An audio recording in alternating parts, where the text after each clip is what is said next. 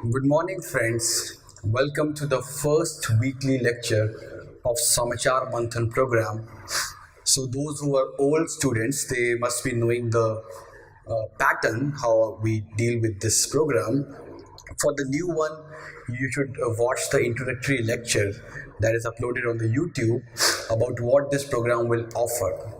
So basically, the idea is to make your concepts of current affairs very strong and to make it align with your static course preparation. So our idea is that by the next year, June, when this session of this program will end, you will not just have conceptual clarity, but you will also have written answers on all the current issues which are happening in this country and in the world which are relevant for the UPSC. So what we do in this program is that we first start with the mains issues of the week and then we move into the prelims issues of the week. On the mains issue, you will be asked, or there will be a small test which will be, the paper will be uploaded tomorrow and you can attempt the paper within a week. So we'll first start. So in this week, we'll deal with important issues from 1st to 10th June. So the first important issue of this week is the government opens door for lateral entry.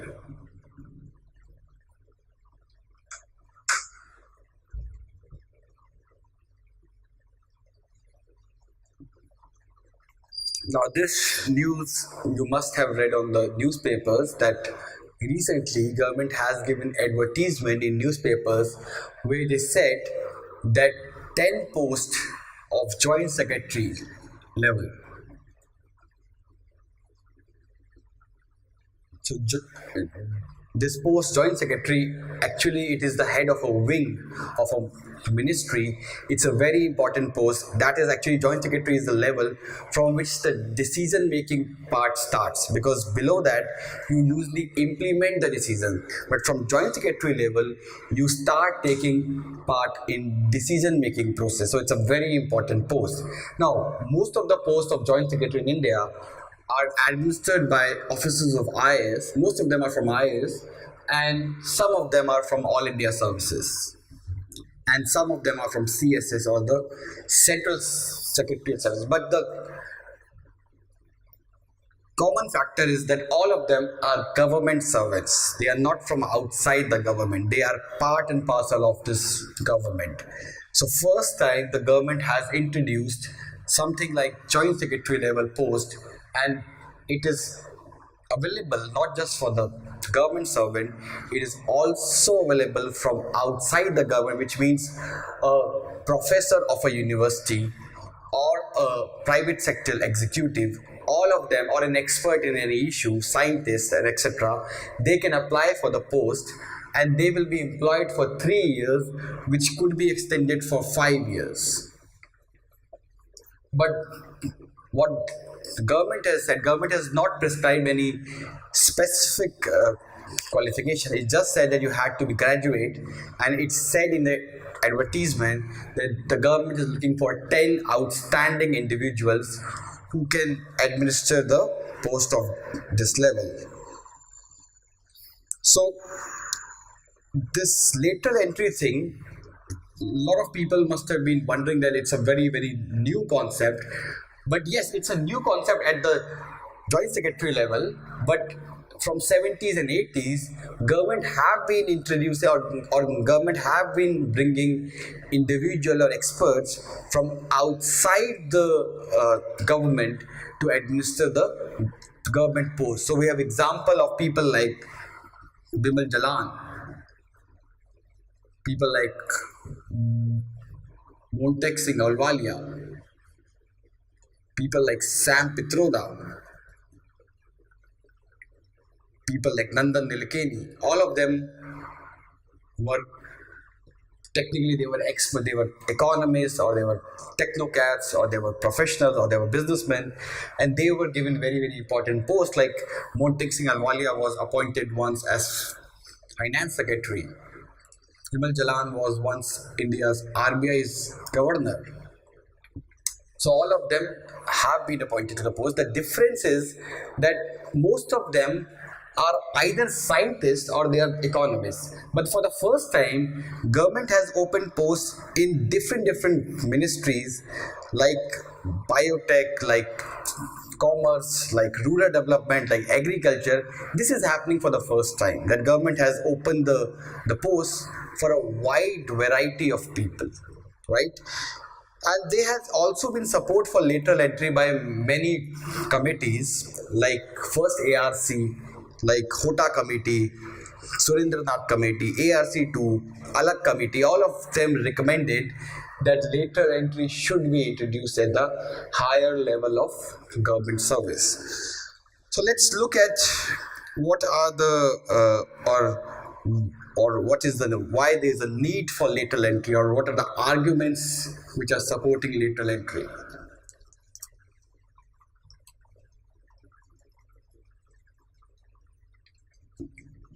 So first of all, we all know that the civil service in India is inefficient. That's an established fact that when this is no more a Nehruvian state. It's no more a state where the government is dominating all the areas of the economy. Now what we see after 1991 is a withdrawal state where the state is withdrawing from most of the activities, and it is playing a role of an umpire kind of thing. But the civil servants, as observed by ARC2 also, that they are not willing to change themselves. They still want that old, Babu Shahi, that Mai Baap thing, that they have been used to. They're not allowing the power. They're not changing their mindsets, and that is hurting the government schemes. That is hurting our growth potential. That is hurting our development. Now, and one more thing with the government, officials, is that they have always worked for the government. They have never seen. If there is a room, if government official or a bureaucrat sits here, and the private individual sits there, the government person has never sat in that position. He do not understand the pain of that person. He do not understand how his policies are what are the consequences of his policies on that guy. He is unaware of that, right? And that is why there is a problem in policy making. Now when you allow the people from lateral or the people from outside the government, from private sector, to join the government service, they would have a better position to make decisions, because they have all their life they have worked from across the table. They know how bad, how impractical the government policies are. Therefore there will be a combined brainstorming of two kind of people: one who has always been a bureaucrat, and one who has always served in the private sector. And based on that combined effort, better policies would be made.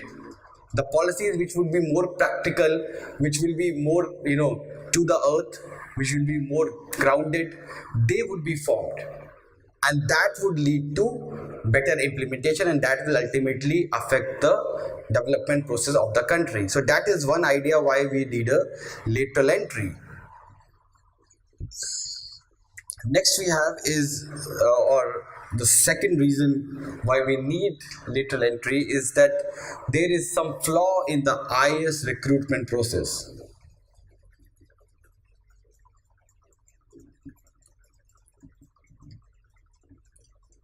So the IAS recruitment process involves two kinds of errors. One is type 1 error, and two is type 2 error. Type 1 error is recruiting incapable candidates. So I don't want to disclose a name, but I met one rank holder last year, and he is my kind of personal friend, and he scored 108 something in 100 ranks. He was between 100 to 200, and he scored 130 marks in ethics. And but when you talk to him, his sole aim to enter the civil service is to earn money. That is his only aim. He said that he will earn money for 10 years or 15 years, and after that he will, quit his job and he will start his own business. That was his sole purpose of entering this of the civil services.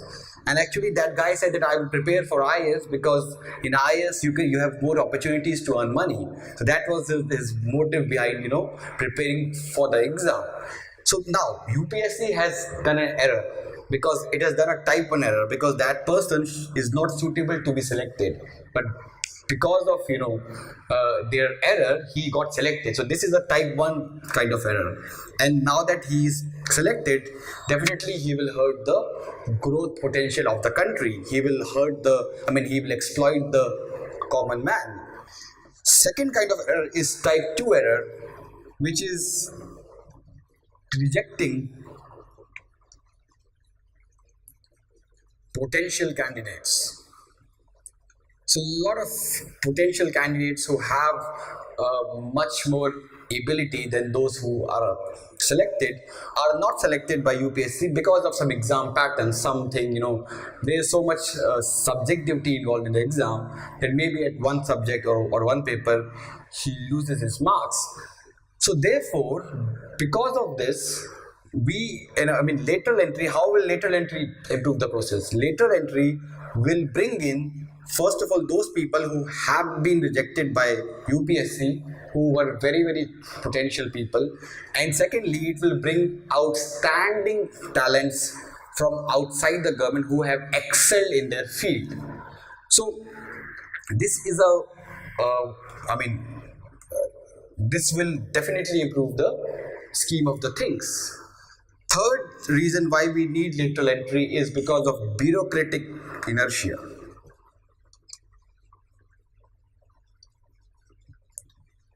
So bureaucrats, because IS, especially the IS people, they are very kind of complacent people. They know that they will be, after 4 years they will become joint secretary, after 6 years they will become additional secretary, after 5 more years they will become, there is no kind of threat on their performance. They think that even if they will not underperform, the only thing is that they don't underperform, which means that there should be no inquiry of them. If they do just that basic job, they will get promoted in next 4-5 years to the superior level. So so that's why they don't want to learn anything. They don't want to improve their skills. They don't want to improve their efficiency. Now with lateral entry, they will face competition. They will face competition from experts, and this will force them to improve or to work on their skills. Because now they know that if I don't work, probably the post of Home Secretary or Finance Secretary or Agriculture Secretary would go to a scientist or an economist. Therefore, I have to prove my skills to my minister, to an expert body, that I also have the similar kind of domain knowledge. So it will benefit the administrative system, because the bureaucrats would work to improve their skills and efficiency. Fourthly, there is this generalist versus specialist debate.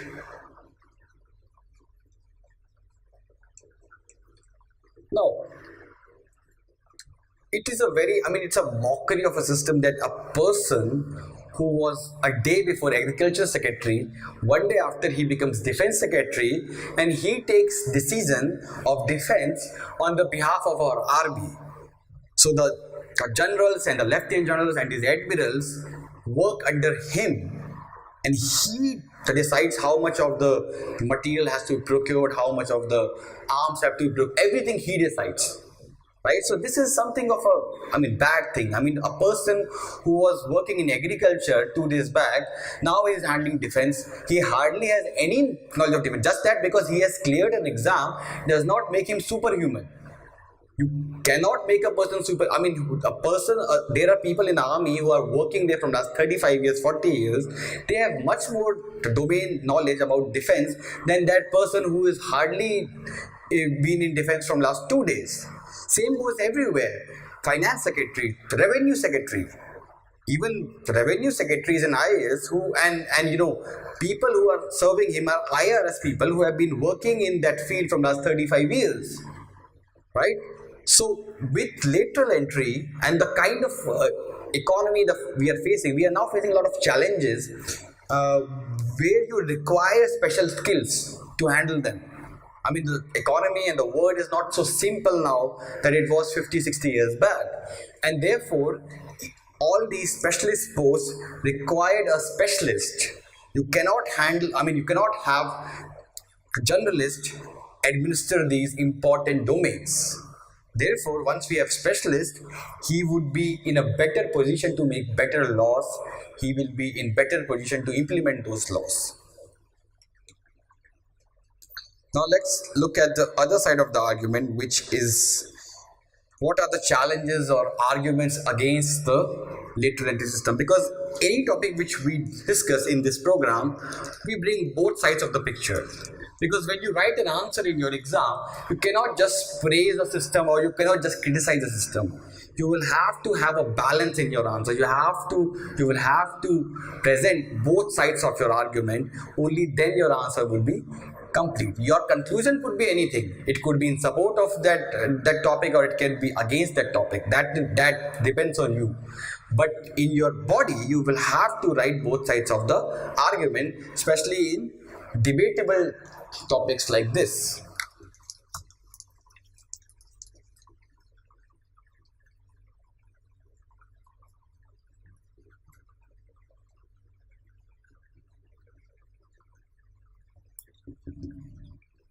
First is that there would be bureaucratic resistance and there will be institutional inertia of the civil services.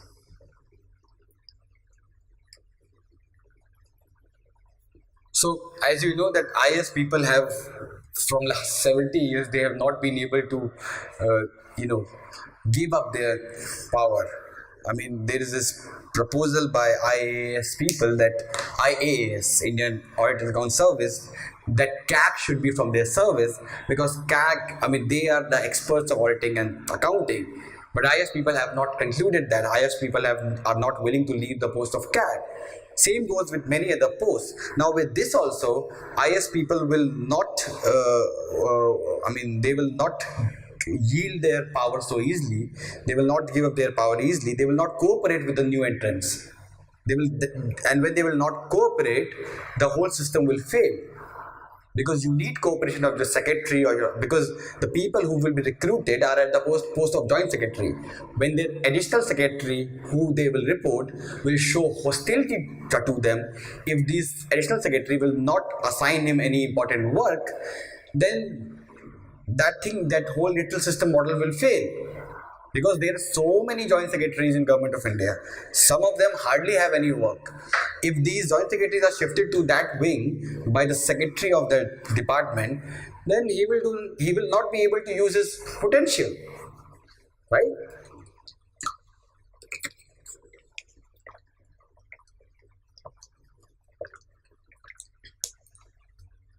Next is the issue of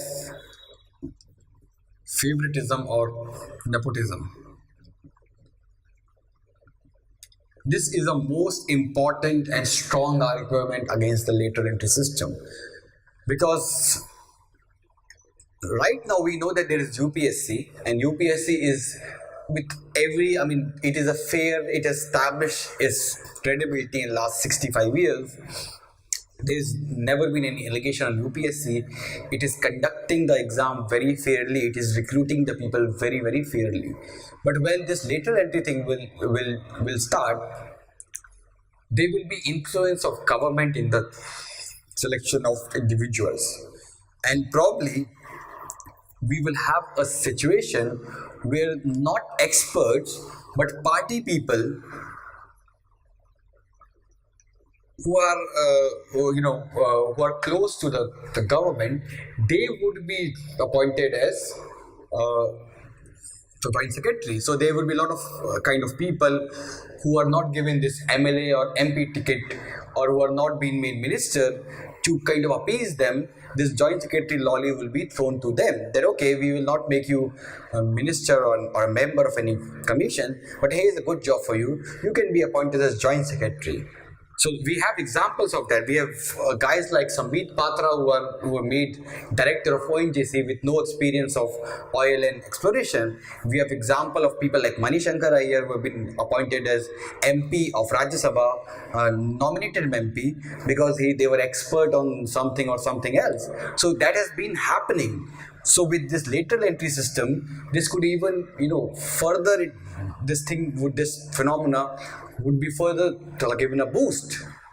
So instead of lateral entry being agent of change, we could have a situation where lateral entry would mean that people who are not capable of becoming IS from back door, from back channel, they would be appointed as joint secretary. And if that will happen, that will be disastrous, because ultimately when there will be more people who will be appointed through this route, there will be less seats in UPSC.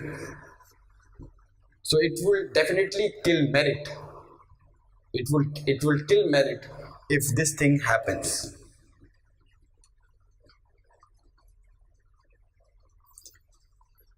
Thirdly, there is no service motive.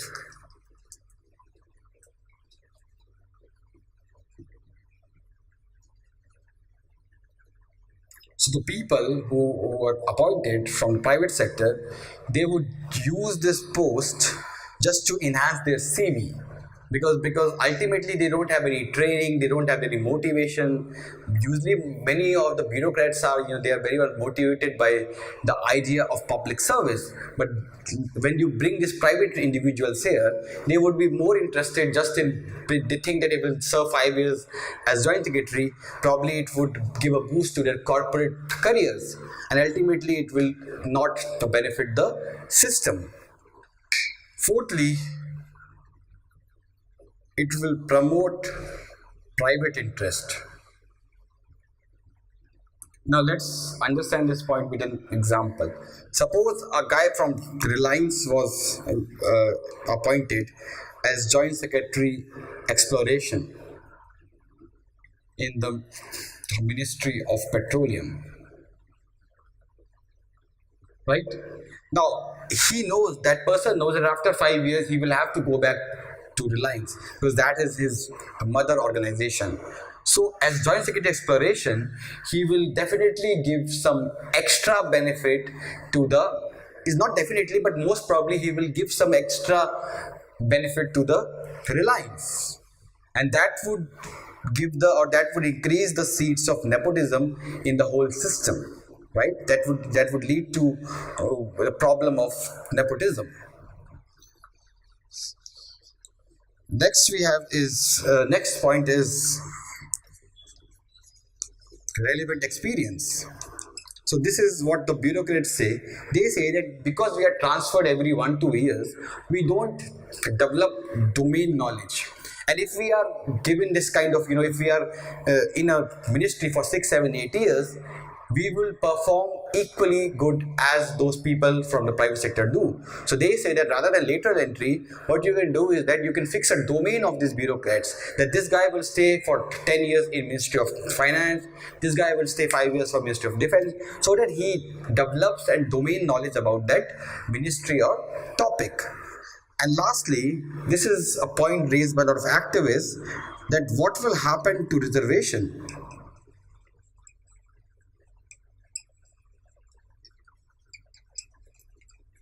Now, this is also a problem because this is a contractual job, and in contractual job there is no provision of reservation.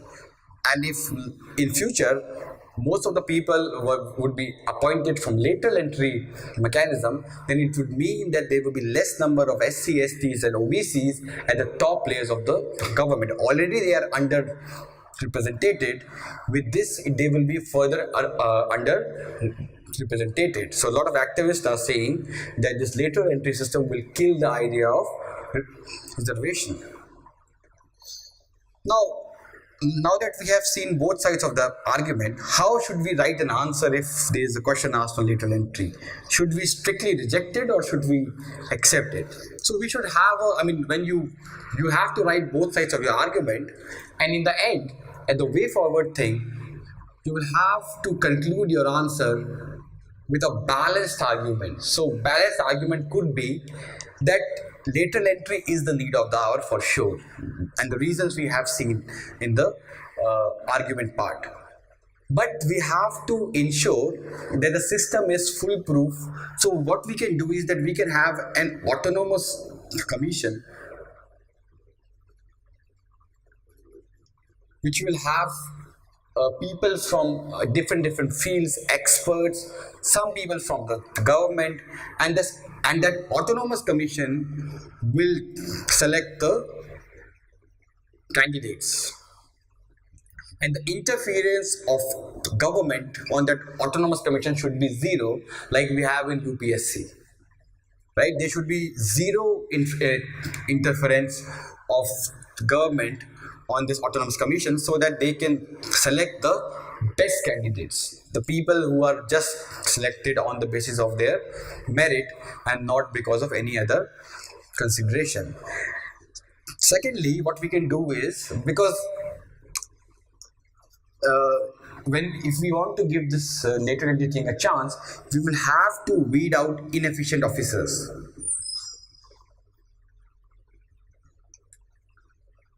So what we can do is that at least 25% of non-performing IAS officers should be mandatorily retired after 15 years of service, right? Because 16 years is the time you need to become joint secretary, and if you weed them out in 15 years, these 25% you can select from outside the government. So, and but these the IAS officers who should be mandatorily retired for non-performing, there should be a proper assessment for that. Proper ACR, something better than ACR should be developed. Based on that, they should be mandatorily retired. This will also benefit in one other way. It would create a competition among IAS officers to perform better, because they know that their job is in threat if they don't perform, right? So this is all about this topic, lateral entry. This ends the first topic, which is government opens door for lateral entry. Let's move to the next topic, which is Indo-Indonesian relations. So Prime Minister Modi recently visited Indonesia and he signed a number of agreements. That is why we are taking up this topic. So let's first, what we do in every IR topic is that we first give you a background. I first give you a background about how things were historically and from last 60 years, and then we move to the contemporary scenario, because the idea is that you should be aware with the background, because without that you won't be understanding if you read the newspaper, you won't be understanding why this is happening. So because a lot of the things of the past, or a lot of the things at present are linked to the past. So India and Indonesia, historically we had very good kind of relations, because it is from India that Hinduism, Buddhism and Islam went to Indonesia. So Indonesia had its own tribal religion, and it is from India that all the three prominent religions that are there in Indonesia went. And Indian traders, if you read the history books, Indian traders have been visiting Indonesia from last many years. We had the island in Indonesia called Bali, which is 90% Hindu. Our epic texts like Ramayana and Mahabharata are very famous in Indonesia. There is Lord Ganesha in one note in Indonesia. And there is also the name of their national airlines is Garuda. Also their language, Javanese, is very much inspired by Sanskrit. even the words, I mean, in Indonesia, the name of the people are still very much derived from Sanskrit. So you have the ex-president of Indonesia, whose name was Sukarno Putri Megawati, and his name was because she was the daughter of uh, late leader Ahmad Sukarno. So her name was Sukarno Putri Megawati. That is how much inspired by Sanskrit Indonesia is. Also, their temples like Prambavan temples and other, they are built in Gupta style, and they are Hindu temples.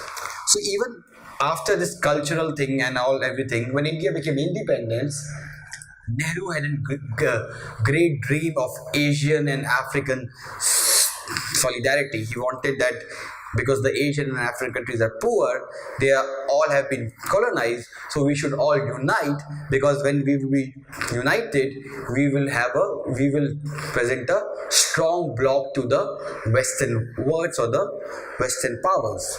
So just before independence in 1946, if you know about the World War, in World War II, so Indonesia was ruled by Dutch, and in World War II, Japanese captured Indonesia, and after that, the Dutch rule came to end. But after the war, when Japanese got defeated, the Dutch powers, they again tried to capture Indonesia, and the British government in India, they supported these Dutch power, and they sent the forces of Indian army to kind of to ensure that the movement of Indonesian nationalists are suppressed. So Indian nationalists at that time, the INC and the other, they kind of protested that our army should not be sent to Indonesia for killing the mandate of the people. So we kind of, and then in 1948, when there was ARC or Asian Relations Conference, which was organized by Nehru, the issue of Indonesia was raised strongly in that platform. After independence of India and Indonesia, Ahmad Sukarno, who was the first president of Indonesia, and Nehru developed a very good personal friendship and bonding, and both of them were, they bought the idea that we should not be part of any bloc, either the capitalist bloc or the communist bloc. We should remain non-aligned, and that is how NAM was born. And in the origin of NAM, both Nehru and Sukarno played a very important role. Just like Nehru, Sukarno was also a fierce secularist, he was nationalist, he was also socialist. So therefore both of them had a common kind of agenda and program. But after the death of Sukarno, India and Indonesia, the relationship between India and Indonesia started drifting from each other. So why did that happen? We will look into the next part.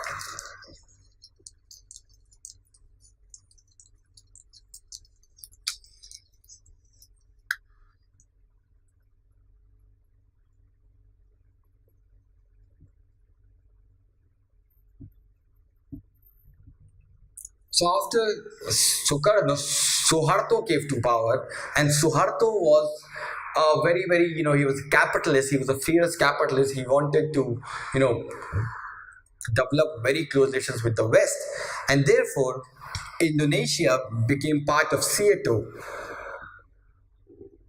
Southeast Asian Treaty Organization, and India became closer to Soviet Union.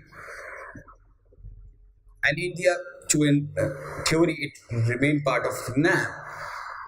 So therefore, ideological differences emerged between India and Indonesia. Also, Suharto was very, very anti-communist, and its role or India's close friendship with Soviet Union under Indira Gandhi kind of alienated Indonesia. It looked India with suspicion because Indira Gandhi herself was leftist, and her closeness with Soviet Union made Indonesia uneasy.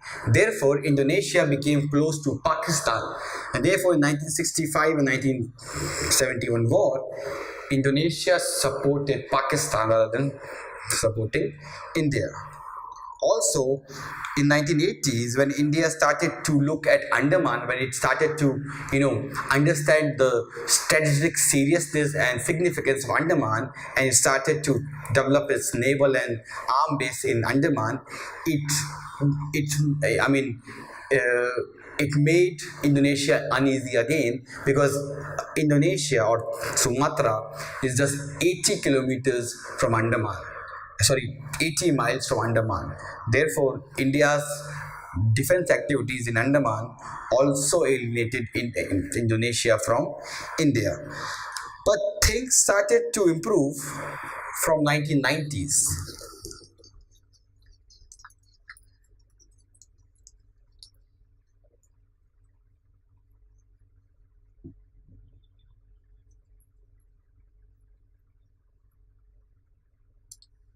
So in 1990s, as you know, that significant things happened.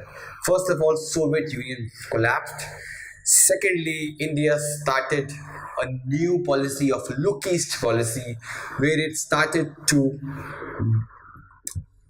develop close relationship with all the countries of Southeast Asia, and Indonesia being the biggest of them, we started to improve relations with Indonesia also.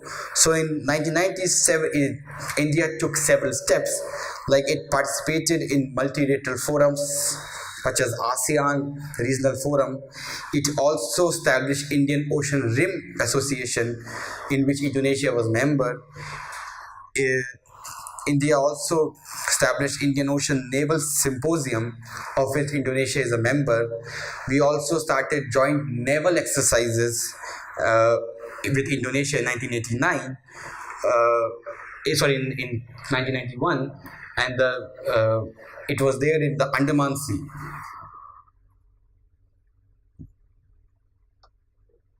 So things, started to improve in last 2 3 decades. So let us now look into the current economic and social relations between India and Indonesia.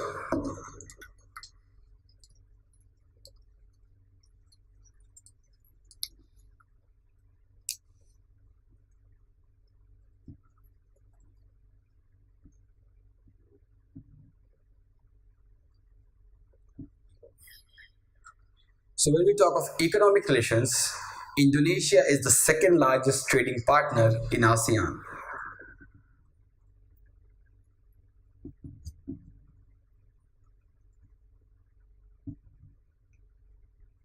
Also, bilateral trade between India and Indonesia is $20 billion and is expected to reach 50 billion by 2020. India imports a large amount of oil palm from Indonesia.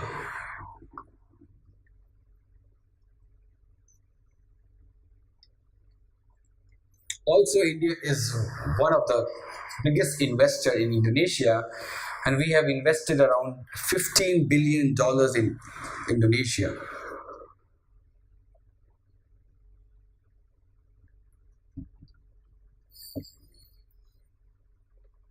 When we talk of social relations, so around 1 lakh people of Indian origin live in Indonesia, and also Odeon University of Bali has a strong department of Indian culture and religious study. So why would uh, good relations between India and Indonesia would benefit each other? Let's look into this aspect now.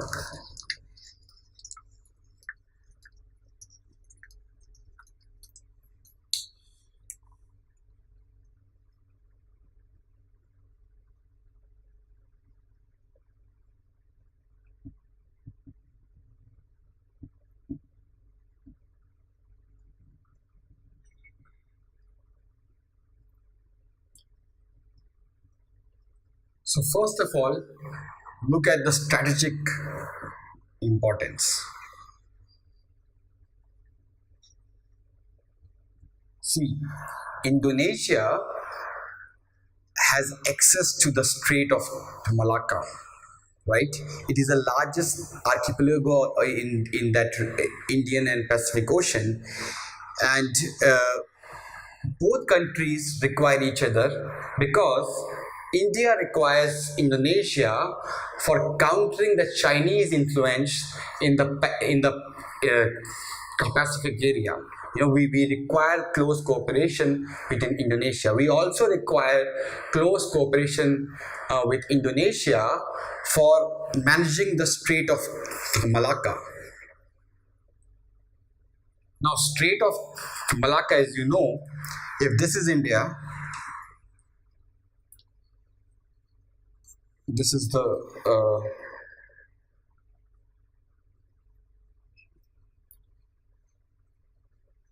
this is Indonesia, this is Malaysia, this is the Strait of Malacca, and most of the oil in the world goes from there, right? And India has Andaman here, which is close to the Strait of Malacca. If India can cooperate with Indonesia, then we can have access to these choke points. And tomorrow, if India has bad relations with China, we could just close the thing. Our navy could just close the entry of Chinese vessels here, and then China will suffer very badly, right? And secondly, we require Indonesia because in the Far East, in the Pacific area, China is having this expansionary policy, and therefore close relations with China will mean that India would have access to these important naval ports like Lombok, like Sunda, and when Indian Navy will have access to that ports, it could check the expansionary designs or the activities of the China in the South Pacific region. Why does Indonesia require India? Because Indonesia also have a border dispute with each other. They have a sea dispute with each other. They have an island dispute with each other. So therefore, Indonesia also requires India to counterbalance the increasing Chinese domination in the Pacific region, in the Indo-Pacific region, right? So both require each other.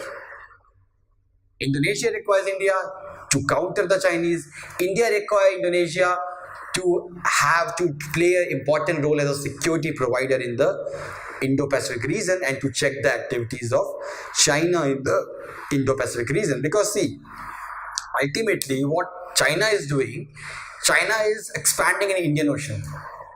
And Indian Ocean was always our backyard. So India is very much anguished by the fact that China is kind of developing its base in Indian Ocean. Now, how can we counter China? If we want to counter China, what we should do is we should play the same game. If you are increasing your influence in Indian Ocean, we will increase our influence on your background or on your backyard, which is the Indo-Pacific region. And for that, we require close cooperation with Indonesia.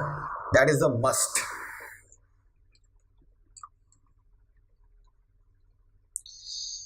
Next is why it is beneficial.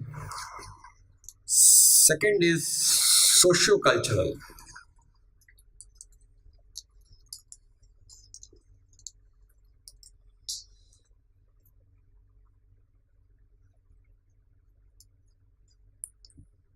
So just like India and Indonesia is also a multi-diverse, multi-ethnic, multi-religious country.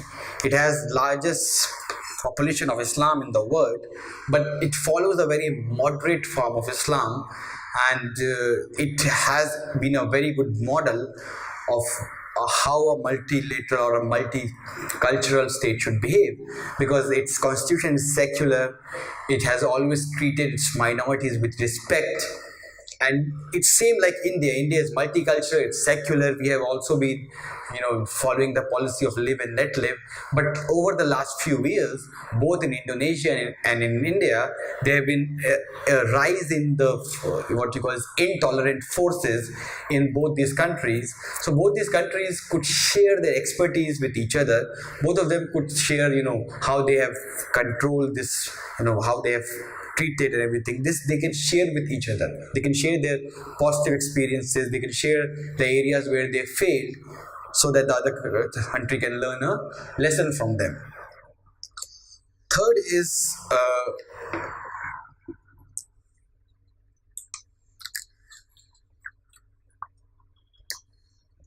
economic. So Indonesia has a lot of oil. It has a lot of oil palm. It has a lot of other things, which is beneficial for India. And India is a big market for that. And Indonesia is a very fast growing economy, so it provides a big market for Indian manufacturers. It also provides a very good market for investment purposes. Indian investors can invest in Indonesia, and this will make these countries both. I mean, this will benefit both the countries. Fourthly, India can learn tourism practices from Indonesia, because Indonesia has Bali, which has perhaps the largest number of tourists in all Southeast Asia after Thailand. And so Indonesia can share the expertise with India how to develop a same kind of model in India. Now let's look at the contemporary scenario, which is PM's visit to Indonesia. So just like a lot of important visits, nothing much happened in this visit also, except one thing, which is that and it did not happen in the visit, it happened just a month before. And Indonesia has offered India to, or it has granted India access to its Sabang port. So where is Sabang? Here is India. Here is Indonesia, and here is Sabah. Here is Andaman. So it has granted India access to Sabang port for the development purpose. So it wants India to develop the Sabang port. Now, Sabang is very close to the Strait of Malacca. So if Indian Navy would have presence in Sabang port, it would be of great strategic importance to us, while we have already discussed in the earlier part of the lecture that how we will be able to choke the Strait of Malacca, how Indian Navy will have greater presence in Southeast Asia and Indo-Pacific region. Next we have is, so in this visit, India and Indonesia have agreed to elevate their ties to comprehensive strategic partnership, and they have also signed 15 agreements, including one to boost the defense cooperation. And both these countries also called for freedom of navigation in the strategic Indo-Pacific region. Let's move to the third issue now. This ends the second issue, which is the Indo-Indonesia relations. Let's move to the third issue, which is agrarian crisis in India.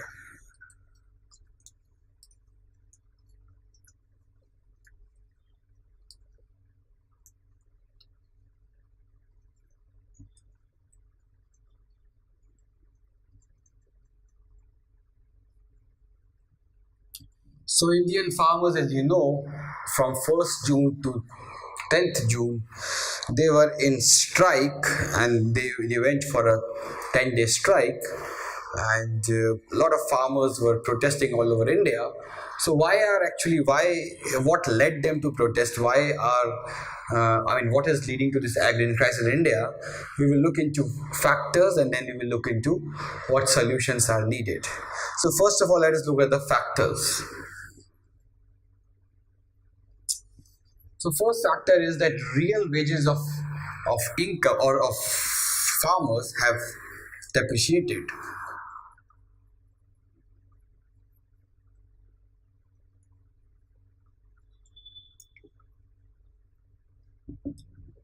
So during the UPA years, there was significant increase in the growth rate of agriculture, and it was hovering around 4% for 8-9 years.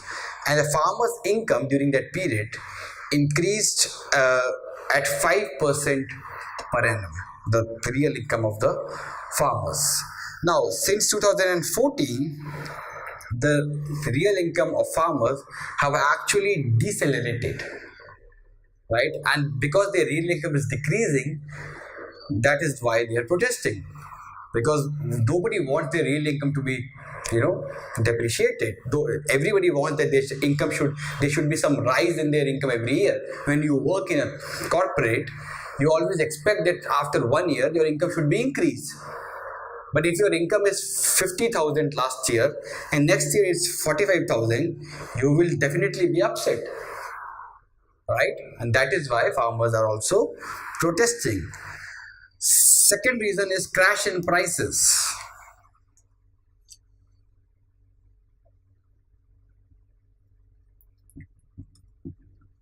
So there is a crash in prices from last 2 years thanks to demonetization and GST.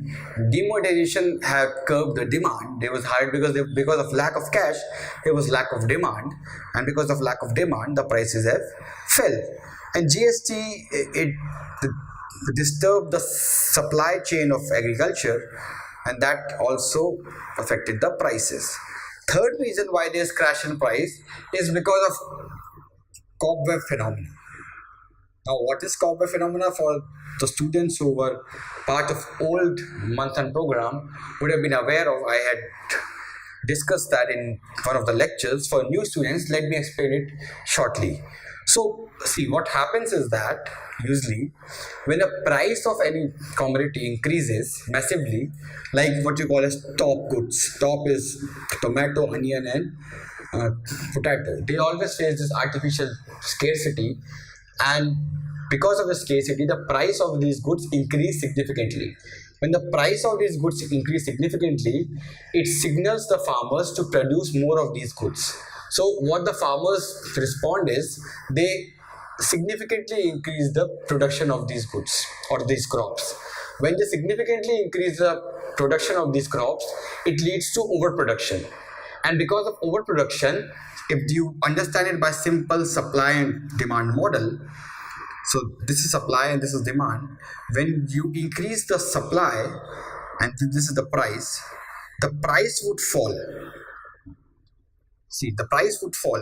And if the price falls, then the farmers would be in a bad position. So that is what is happening. Because of overproduction by farmers of some crops, the prices have crashed. And because of that, you are witnessing incidents like farmers throwing their potatoes on roads, on streets. This is the main reason why they are doing it, right? So these three, this is also an important reason why the farmers are protesting. They want a minimum price.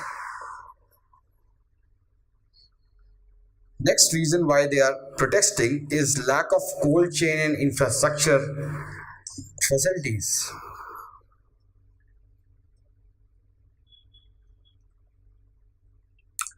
So those farmers who get attracted to these horticulture goods or horticulture crops, which have a better price, I mean, in which they can earn more, what they do is that they plant it, but they don't have any facility of storage. Neither government provides any opportunity for storage or cold storage or warehouses.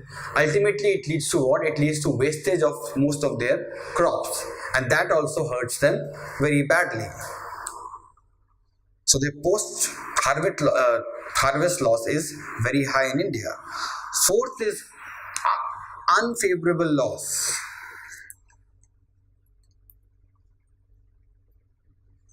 So India has a lot of laws to protect the farmers, but unfortunately, these laws, rather than protecting the farmers, they actually hurt their case or hurt their interest. Let's look how.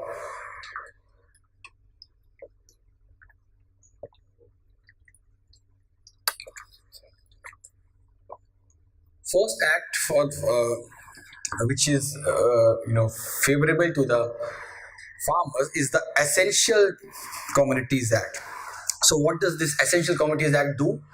It ensures that there is no black marketing or there is no hoarding of any crops, because generally what happens is because of black marketing and hoarding, artificial scarcity is created in many parts of India during off season, and this leads to problem of rise in prices.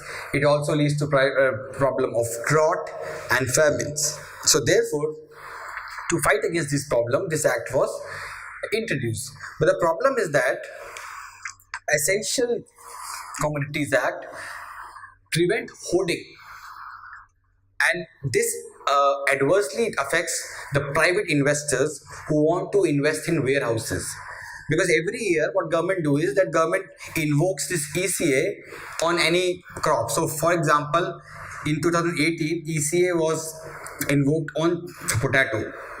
Now a private investor who invests in warehouse, who invests in cold storage, he, for his own purpose also, he cannot hoard these potatoes there.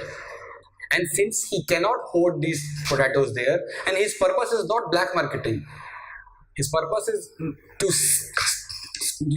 to procure large amount and then to sell it. So this incentivizes that private investor to invest in cold storage or in warehouses, because it knows that if he will invest in that, he will have to spend a lot of money in that, and government every year invokes ECA, and he would be prevented from storing the crops there, and therefore he would not earn any profit. So ultimately what ECA is leading to is ECA is deterring private investor is deterring private investment in cold storage and warehouses. Next laws for protecting farmers, APMC law. APMC law is invoked, or it's introduced so that the farmers could not be exploited. He could have a fixed amount for his crop. He knows where to sell his crops.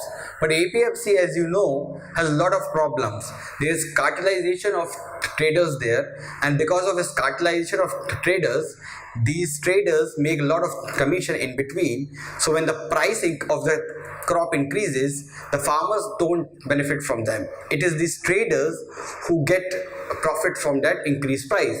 When the price is low, ultimately the farmer has no benefit. So the difference between farmer and the consumer is big, because these traders, they kind of usurp the large amount of price. So suppose the price which we get is at 50 and the price which the farmer gets is 10, this middle chain gets the 40 rupees. So most of the profit is usurped by these traders, because they follow the process of cartelization in the APMC. They exploit the farmers, they force the farmers to sell their crops at low price. So APMC, which meant for the farmers, which was implemented for the betterment of farmers, is actually an obstacle for the farmers for realizing him a good price. Third is, in India there are land leasing laws which are very, very unfavorable. The farmers cannot pool the land together, because if they pool the land together, they would violate the land ceiling laws in India. So even they can't pool the land together also.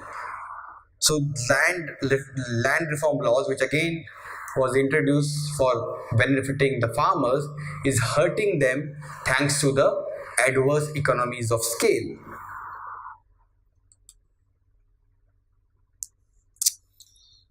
And lastly, the MSP is not honored.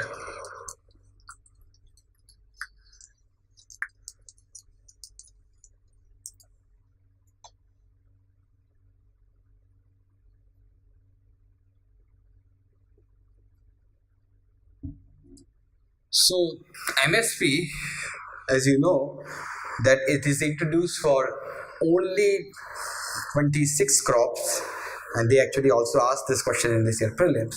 But for most of the crops except rice and wheat, they are not actually procured. So government announces a MSP, but it does not procure the good from the market. So ultimately MSP is only on paper for most of the crops. And secondly,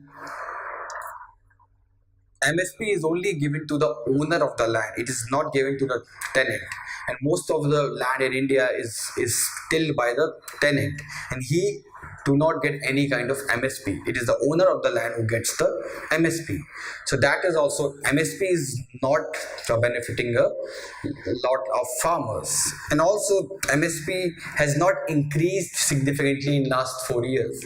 That is also a grievance of the farmers, that they were promised that MSP would increase by 50%, but it has not increased. It has increased by 5% in last 4 years, and that is also hurting the income of the farmers.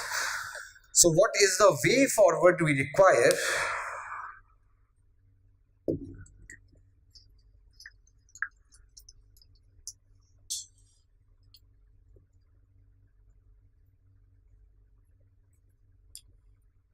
Firstly, we should have a fixed monthly income for the farmers.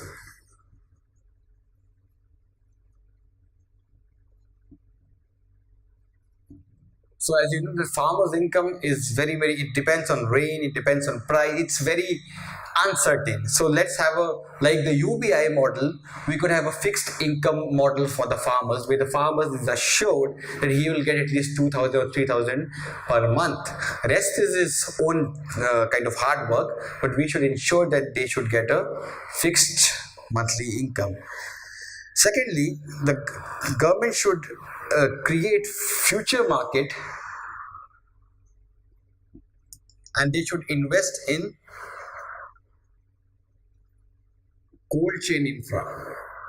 So future market, if government would protect the future market, then what will happen is that it will save the farmers from the cobweb phenomena. Because future market is what? Future market is basically when I am a person, I am a farmer, and I have seen that potato is has a very high price. That's why I want to grow lot of potato. Now A is also aware of the fact that generally, because of overproduction, the price of potato would fall drastically in next few months. So what A would do, A would sign a deal with B, and B probably is the person who makes potato chips. So he wants a lot of potato. So A would sign a deal with B that, see, I am growing potato, and I am signing a deal with you that after 6 months I will sell the potato to you at this fixed price. So with this, so this is what you call as the future contract. And the place where this deal happens is known as future market. So now A is also assured that he will get at least this amount after 6 months, and B is also assured that if the price of potato increases further, he will still get the potato at a fixed price. So therefore, we need to promote future market, because if there will be future market, there would be no phenomena called as cobweb in Indian agriculture. So there would be no crashing of price like we are used to every year, like the farmers are used to every year, right? And cold chain infrastructure, as you know, would definitely benefit the farmer. Third thing which the government should do is that it should focus on research. So right now we are dependent on foreign research. And now this foreign research is based on the topography of that country, the land condition of that country, the soil condition of that country, the climate of that country. And in India, we have a different kind of everything. That is why a lot of the researches that we import from the West and we implement it there, they fail. Lot of crops have failed, and because of this failure of these seeds or technologies, we have the problem of massive suicides of farmers. Therefore, what we require is that we should invest on creating world-class research facilities in India itself, right? And these facilities should not just combine in the, or they should not be in just cities. It should also be established in the village, because that will increase the scientist and the farmer interaction, right? And other steps which are needed are we need to promote food processing. We need to, ensure that the recommendations of Swaminathan committee, which is cost plus 50%, should be implemented. We should also introduce the system of what we call as price deficiency payment.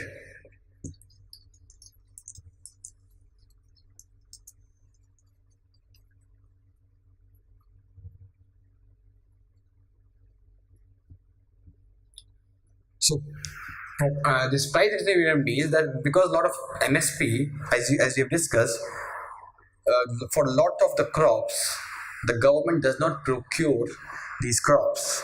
So therefore, the MSP is useless. So government is trying to bring this price deficiency payment, under which, if the price of the commodity falls below the MSP, then what the government would do? Government will say, okay, we will pay you the rest. So you have to open your bank account. You have to go to the government. You say that you have announced the price as 2,000 rupees and the price prevailing in the market is 1,200 rupees.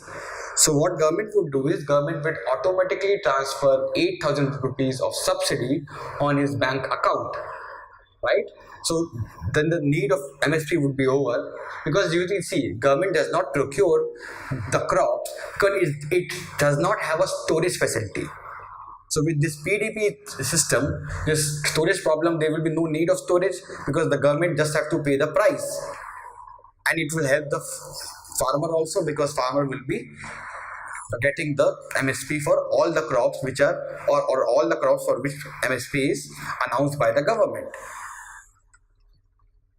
Also, we should improve the insurance system in India. Pradhan Mantri Fasal Bima Yojana is a very ambitious program, but it has a number of problems which needs to be rectified. So this ends the third issue, which is agrarian crisis in India. Next, move to the fourth issue, which is artificial intelligence.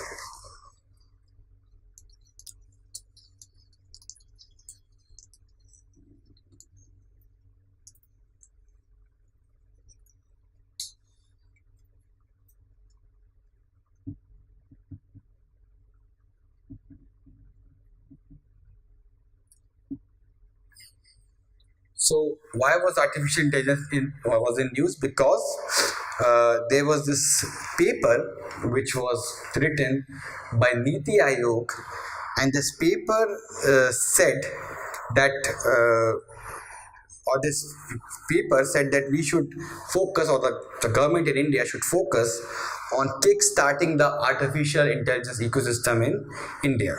Niti Aayog has also recently released a national strategy on promotion of artificial intelligence in India. So before we go to the paper which the Niti Aayog has written, let us first discuss what do we mean by artificial intelligence. So artificial intelligence, in technical terms, it means that the computer system can be used to perform the task that would normally require a human.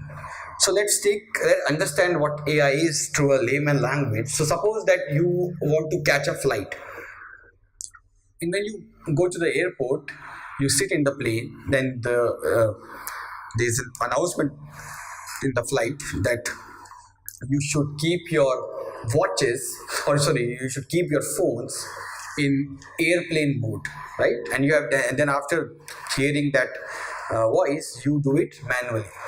So how would AI work? So if there is use of AI, then what will happen is that when you reach the airport, the GPS would detect your location, and then GPS would know that you would be catching flight in next half hour or next 15 minutes, and automatically through artificial intelligence your phone will automatically go to an airplane mode. You don't have to do it yourself manually. Your computer of your phone will get to know that since you have reached the airport, your phone should be in the airplane mode, and therefore it does that automatically.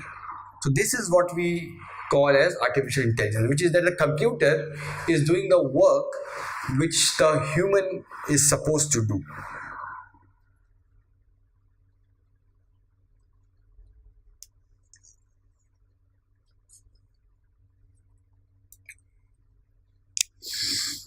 So in simple words, if you understand, AI means it is the capability of the machine to imitate the intelligent human behavior. So let us understand, or let us discuss the pros and cons of AI, because AI is a hot topic these days, and you can expect a question on AI on in this year means it's a very probable topic.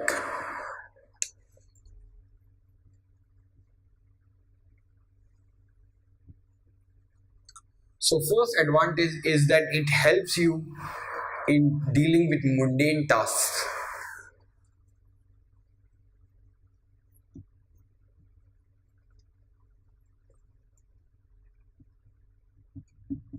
So your regular works which you do with the day, payment of bills, uh, traveling, like for example, simple thing is driving. You go to office every day, and you waste your 2 hours every day driving. You don't like that, but you have to do that because you cannot afford a driver. But if there will be AI, then it can lead to driverless car. And when there will be driverless car, the computer will be driving for you. So it is doing a job of a driver. It is saving you. So that time which you will save, you can use that time for any creative purpose. Like if you're going to office and you're wasting your 1.5 hours in going and 1.5 hours in coming back, 3 hours, then in those 3 hours, what you can do is you can just read the documents, you can do your office work, you can write a poetry, you can write an article, all this thing you can do, because this mundane work will be done by the AI. Second advantage is faster decision making. This again is an important advantage of AI, because it can take the decisions much faster than the human brain. Third is avoiding errors.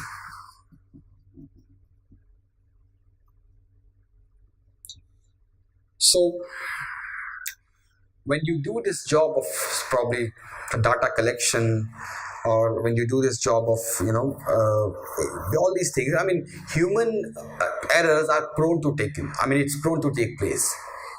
Even when these question papers, sometimes the answer key is wrong, because it is because of human error. Humans always have this error, but computer, if it is processed efficiently, there will be no chance of any error. So a large amount of data could be processed error free. Even if the data size is very big, it can be processed error free if we use artificial intelligence, because humans, as you know, is always error prone. Next is, and this is very important advantage of AI, which is doing the risky jobs. So there are a lot of risky jobs, like mining. If you have to do mining, you have to go to underground. It's very, I mean, every year you see a lot of people die in that. Managing Siachen border is managed by our soldiers in minus 55, minus 60 degrees, and a lot of them die because of frostbite and other things. If we would use computer robots, probably the robots could they could guard these Siachen, they could guard these dangerous territories, they could do this mining job, they could explore the space, they can go to Mars, they can go to Jupiter, they can go to Sun, and they can do everything which a human has to do, because these jobs are risky jobs. There's chance of life, there's a life threat in these jobs, and therefore computer can do this job very well, right? So it will save the human life.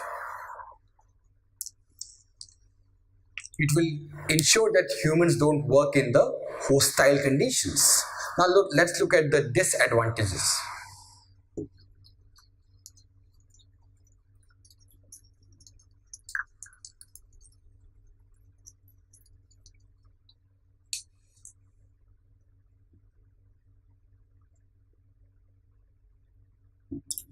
So when we talk of disadvantage, first disadvantage is job loss. This is the biggest, this is the biggest debate that is happening place. A lot of articles have been written on that. That job loss will take place. Job loss will take place. So, uh, because when AI will be there, a lot of people will lose the unskilled jobs. For example, in factory, you would not require a lot of workers because everything will be mechanized. There will be no requirement of drivers because we will have driverless cars. A lot of drivers, a lot of these workers will lose their jobs.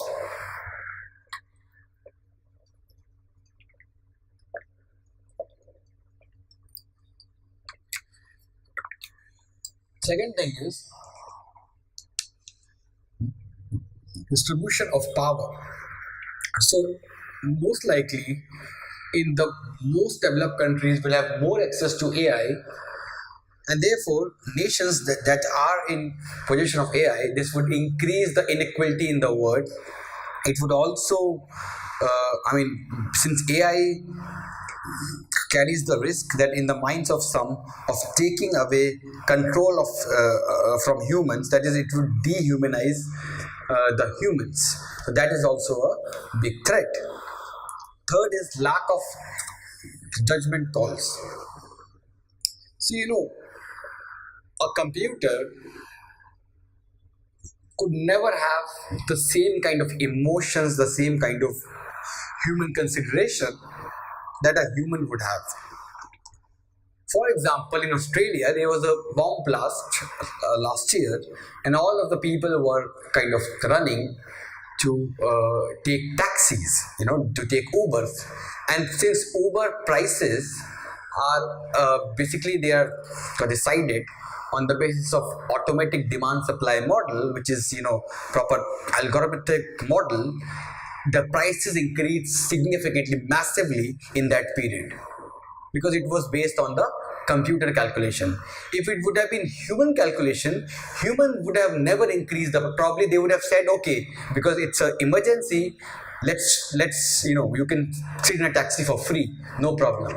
But since it was done by a computer and computer has no human consideration, it increased the price significantly because it was based on that proper algorithmic demand supply model.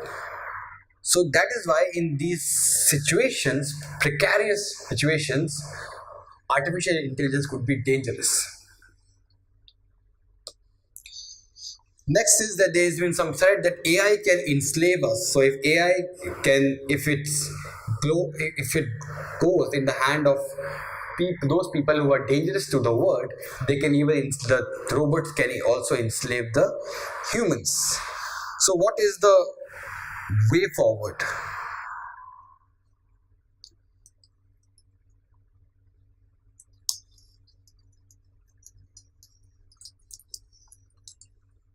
So when we talk of way forward,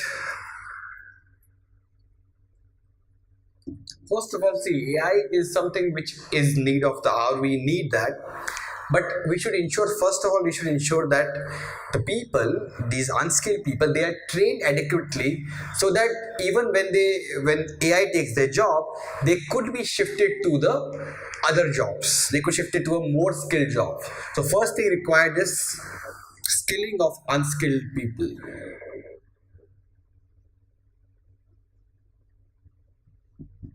Secondly, we need a proper regulatory authority.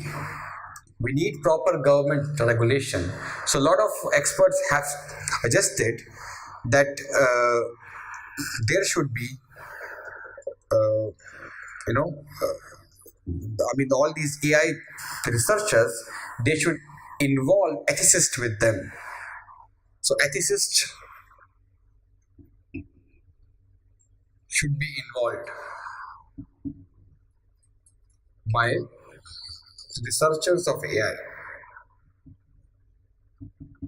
Also, government should create a proper regulatory body which ensures that data of a person is private, which ensures that data is private and it is also secure.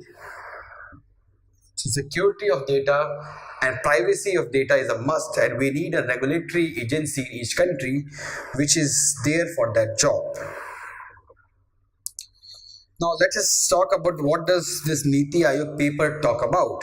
So Niti Aayog paper says that five sectors like agriculture, education, healthcare, smart cities, and transport, they should be equipped with AI.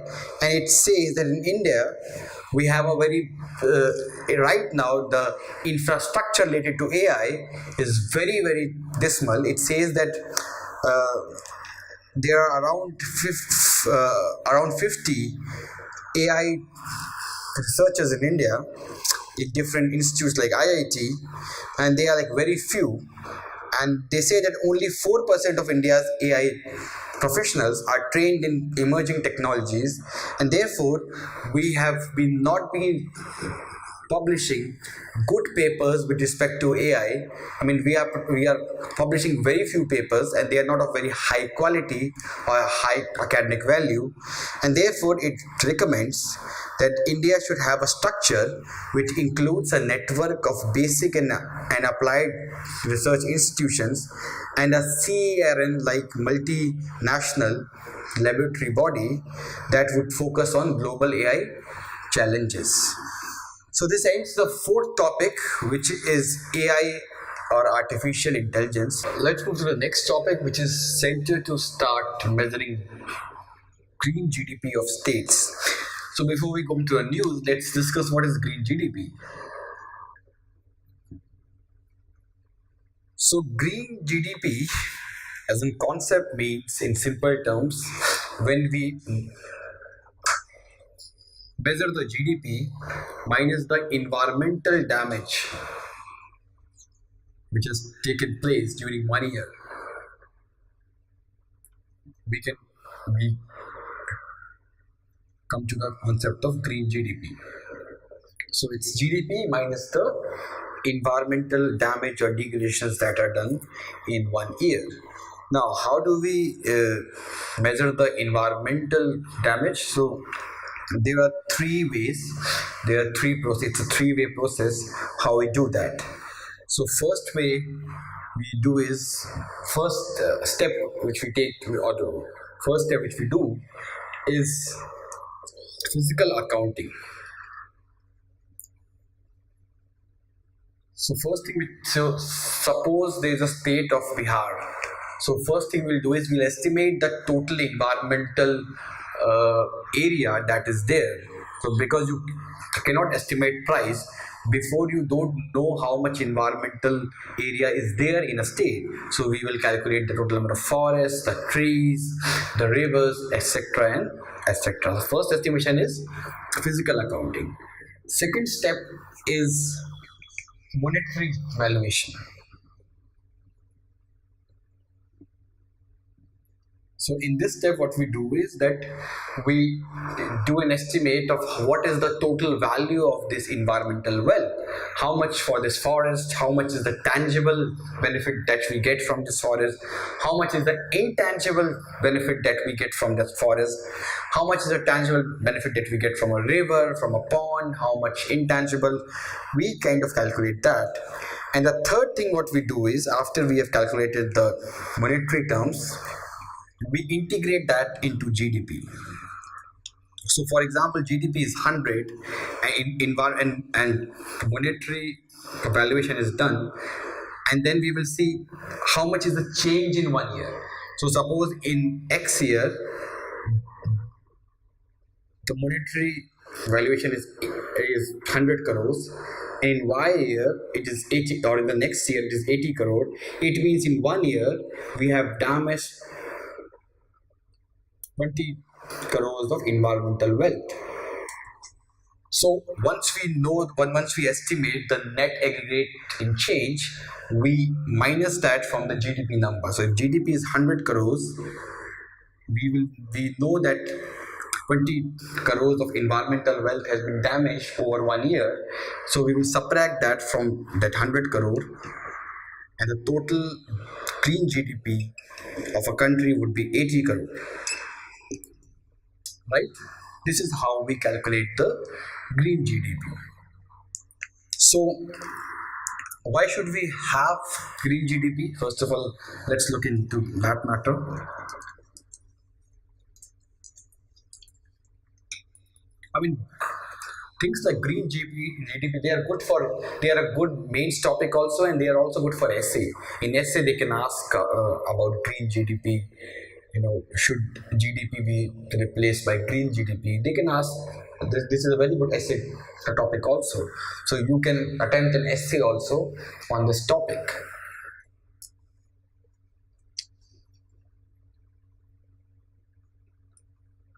First of all, GDP has its flaws.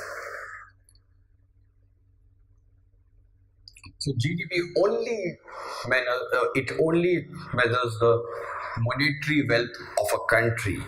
If suppose there is a country called as Ecuador, and Ecuador increases its GDP growth by cutting all its rainforest, then okay, right now it is growing at a good pace. But what GDP hides is that in future, since all these rainforests are being cut, its future potential of growing is decreasing, because in next 50 years, when there will be no rainforest left, from where will you get these products? From where would you get these crops, the fruits and everything?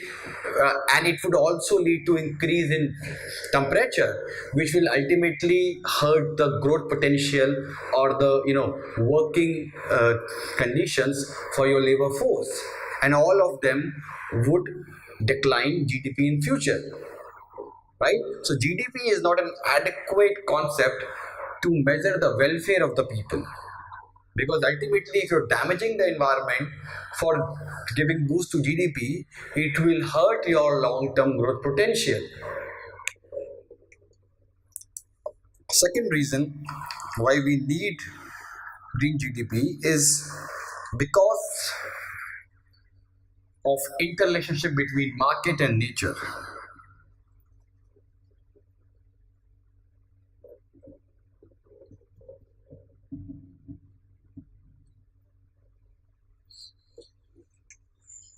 So, as we know that without green GDP, we would think that we are growing very well. We would think that we are, nobody would have any concern about environment. Market is only based on profit. Market is only moved by profit. Market is addicted to profit. And since it's addicted to profit, the only way it is addicted to money, the only way it will have concern about environment, when we have a concept or an indicator which would reflect that for growing, this is the amount of environmental damage in monetary terms you are doing. And only then market will be concerned towards environment. It will know, okay, we have damaged $50 billion of environment for growing. No, we have to save it, because in future we will not be able to grow if we will damage the environment in this way. So this is also why we require green GDP. Third reason we require is to compare among the peers and the periods.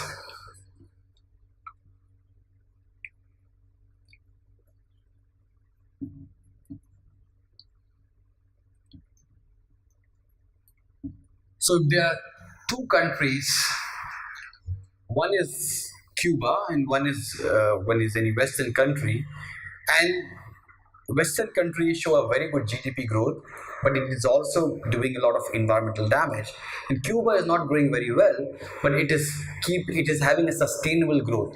So we would have a comparison, which growth model is more sustainable: a growth model where you are damaging the environment, or the model where you're growing slowly but you're keeping your environment perfect intact.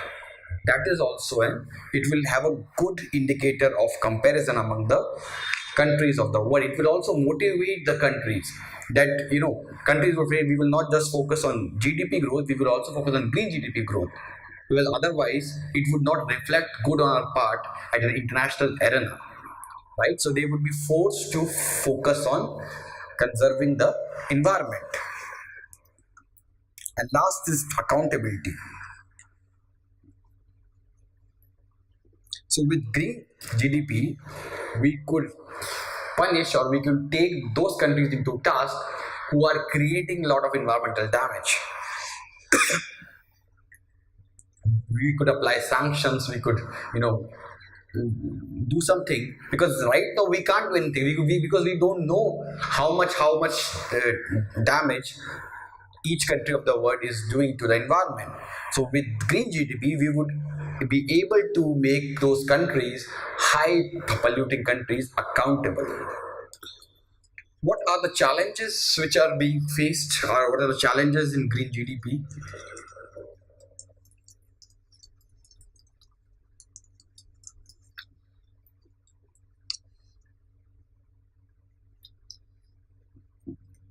So when we talk of challenge, the first challenge is that there is a lack of data. How do we actually monetize it? Because there are some things like air, some things like water. I mean, it's not quantifiable. It is not. You cannot give a fixed monetary value to a forest. You can give it approximately, but you cannot give an exact value. I mean, there are some things where there is no market, and without market, how would you give them a price? What is the price for free air? Is there any price for free air? No. So that is an also a problem, that there is no lack of. I mean, green GDP and theory is a very good concept, but how would you actually compile the data? That is a big problem. Second thing is, there is lack of political will.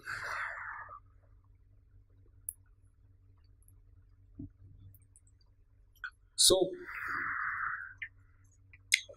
in China, they introduced green GDP few years back, and then the growth rate which came out was very low.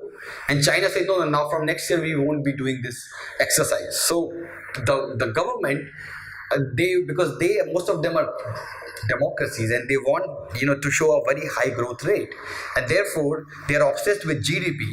They know that if they calculate green GDP, their growth rate percentage would decrease significantly, and that would give a wrong message to the electorate. So therefore there is lack of political will also in implementing green GDP. So it is not a perfect system, but definitely we need an alternative of GDP. So some things, with more models, more research, we could develop a model which is more adequate, or which is more practical. So let's come to the Indian thing, what the government has done. So government has now announced that it will start calculating green GDP for the states. So how it will do is, it will be a 5-year exercise, and it will be done at a district level. So what government is doing, government has started a pilot project where 54 districts would be first selected, and the land will be demarcated into grids, and each district would have 15 to 20 grids. So ultimately, when the number of districts in a state would be calculated, we would finally get the state's green GDP. And when we will add all the states' green GDP, we will get the national green GDP.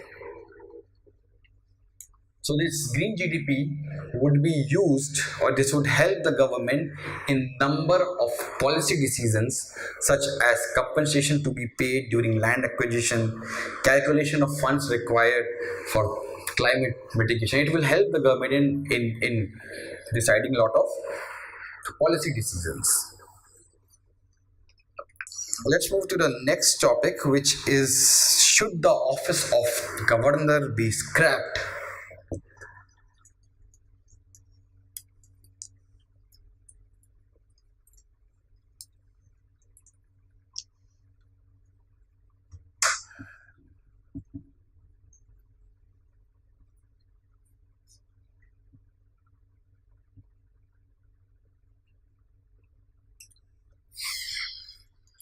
Now, this is again a very, very important topic, because we have seen recently in Karnataka how the office of governor played a biased role, where instead of inviting coalition, which had numbers, everybody knew they had the numbers, he invited party, a single largest party, which had the maximum number of seats, but it never had numbers. Plus, it gave 15 days time to them to prove their majority. It was considered as a clear-cut case of politicization of the office of governor, and that is not. It's not the first time it's happening. It's been happening since the UPA, and before that also. It's not a thing which is started now. It has always been being done from last 70 years. So, what is the role of governor exactly? I mean, its main role is to ensure that the government it functions according to the constitutional norms. It has a role in the formation of the state. Plus, the third role is to see that the government is not passing any bill illegally. It reserves some bill for the consideration of the president. So why should the post of governor be scrapped? First, let's come to this side of the argument.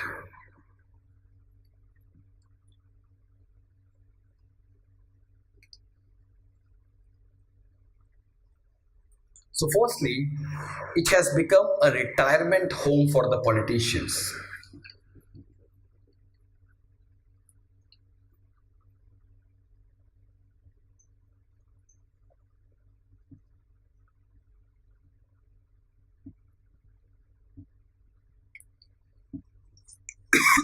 Excuse me.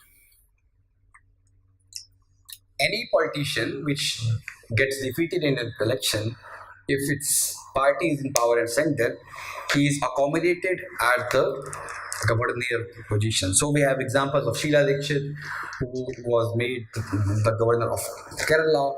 We had example of Anandi Behan, who was accommodated as governor in other states. This is a norm that is happening, that politicians who have become old and who the government feels that they could create problem if they are not accommodated, they are sent to a position of Raj Bhavan. Now, this is very, I mean, how could a person who has stayed all his life in a party be neutral? So that is a problem of neutrality here. So that is the next reason why it should be scrapped. That there is been incidences of non-neutrality of the post of governor. So as a head of the state, it should be, I mean, theoretically, they should remain completely above party politics. They should be completely neutral. But what we have been seeing is a completely different story. I mean, it got repeated in Uttarakhand. It got repeated in Arunachal Pradesh. It got repeated a decade back in Jharkhand. All of these people, they tried their level best. It's got repeated in Goa, in Manipur. All of them actually, the thing is that governor thinks, now that I am appointed, my job is to ensure that my political party should come to power by hook or crook. That is because he knows that if he will not do that, he will be probably sacked or he will be transferred. So, and because he's embedded to an ideology from last 40, 50, 60 years. And that is very tough for him to become neutral suddenly. Right? And that is what is happening. That is creating constitutional crises. That is making mockery of our constitution. I mean, in all these, we have just forgotten the example of Delhi, where there is this problem of LG being not, I mean, there are so many allegations against LG, who has not been allowing the elected government to work.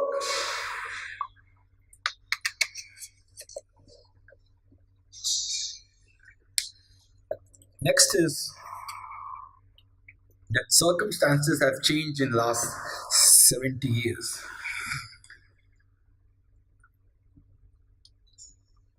So when the post of governor was created, at that time India was a nation in the making. There were incidences. There were a lot of states like Tamil Nadu who wanted to separate from India.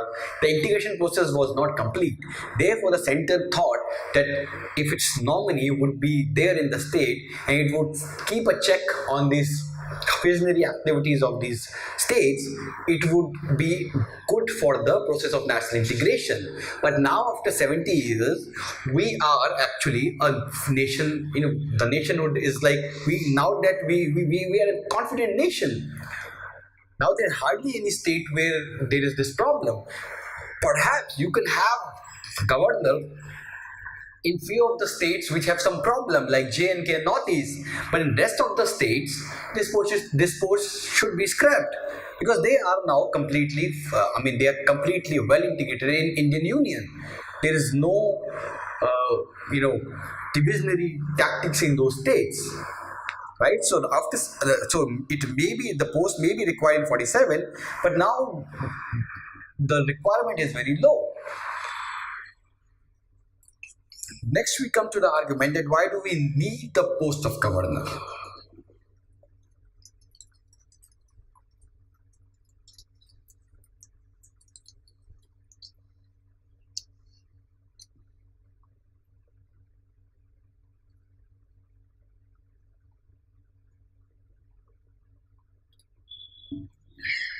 So, first of all,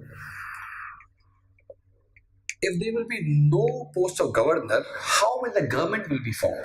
If suppose there is no party which got the majority, who will invite them? Who will decide which party to call for oath taking? This will be very tough. So for government formation, we require the governor.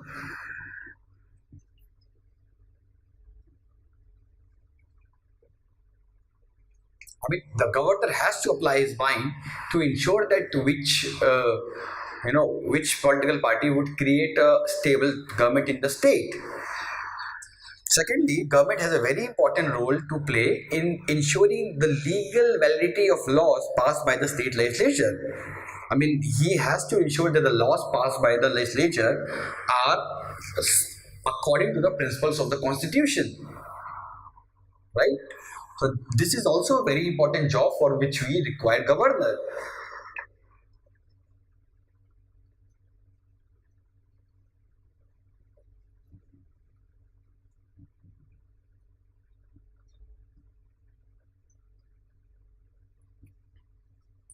Thirdly, we need this post to keep an eye over state government that they are adhering to the constitutional values.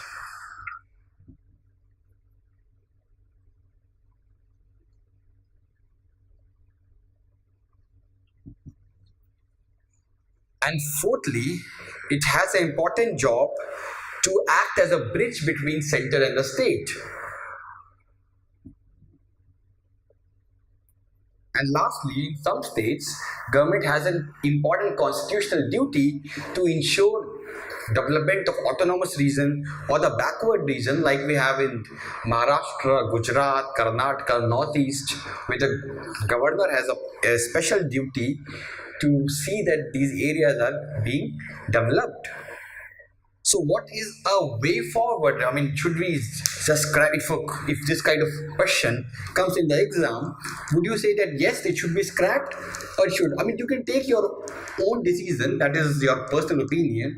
If I would have been an aspirant and if I would have been the person who would have been writing the answer in this question, I would have balanced in a way that I would have said, okay, I would have given both sides of the argument. In a way forward, I should have I would have written that mere misuse of a post would not account to that. If there is a misuse of a post, that doesn't mean that that post is unimportant and it should be scrapped. Governor has a very important role to play, as we have discussed in the above points. We need governor for acting as a bridge for state formation, for ensuring that the state is, the state government is adhering to the constitutional values. But we cannot allow status quo also. We need to change some things. We need to bring a reform in the institution of the governor. Therefore, these are the following suggestions which need to be implemented to ensure that the post of governor is becomes effective again. So these are the suggestions which I would like to give. Firstly, These are these recommendations I have collected from a lot of googling, a lot of committees, a lot of articles. So first is that the post of governor should be reserved for non-political appointees, and Supreme Court should lay down clear-cut law how the governor would act when there is a fractured mandate. First suggestion is that non-political person should be made governor.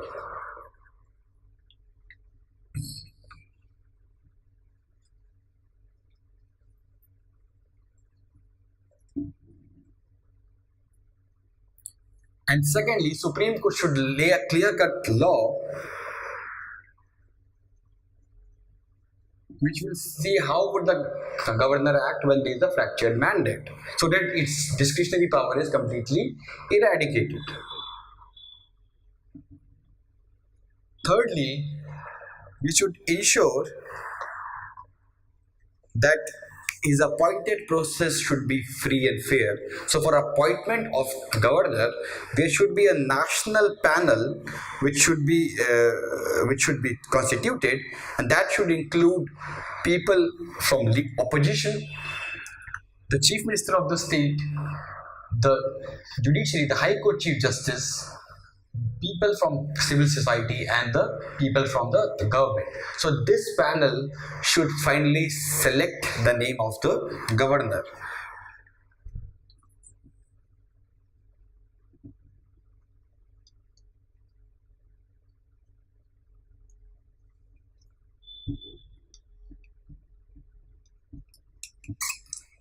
This would ensure that the governors are selected who are people based on their merit, not on the basis of how much close they are to the incumbent government. Also, in case of removal, like president, there should be impeachment process passed by the state assembly, which will finally remove the governor. So this will ensure that he have a security of tenure. So he would then act impartially. Because right now he knows that if he takes any decision which alienates the central government, he would be removed any day.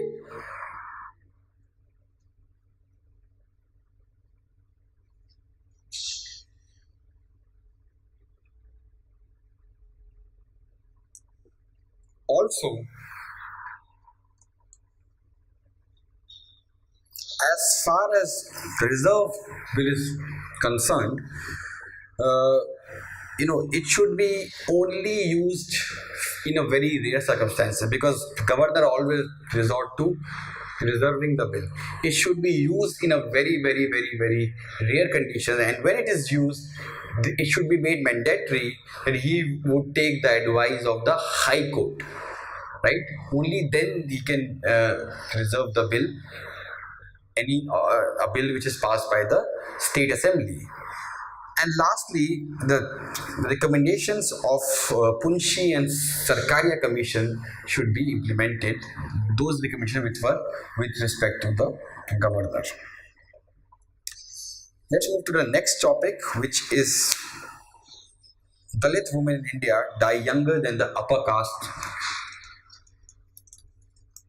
women.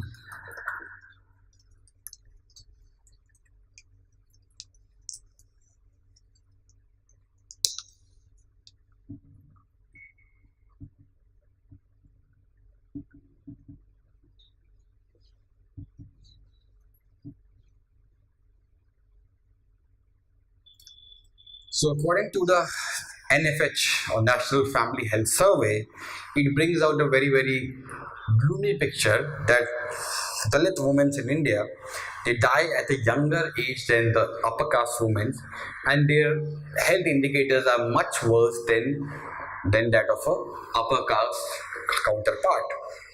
So, what does this report finds? It finds that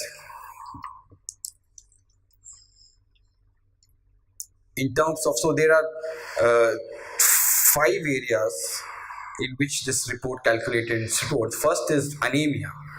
So when we talk of anemia, according to the NFHS survey, 55.9% Dalit women have anemia. In case of upper caste, it is 53 years. Sorry, 53%. So 50, almost 3% more Dalit women have anemia. Next is life expectancy.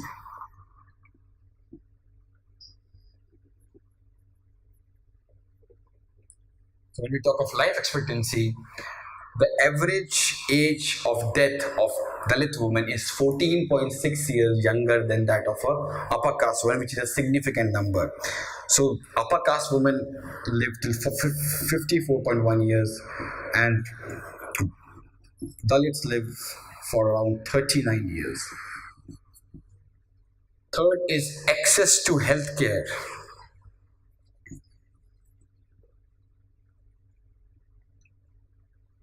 So in this regard,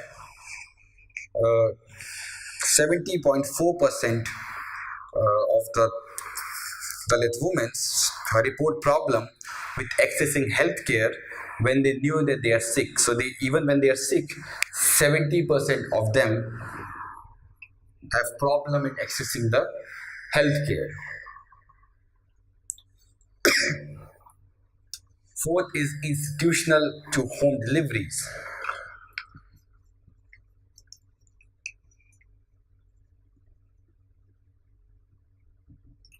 So in that regard, 52.2% Dalit women have institutional deliveries. In case of upper caste, is 65%. Sorry, 66.8%.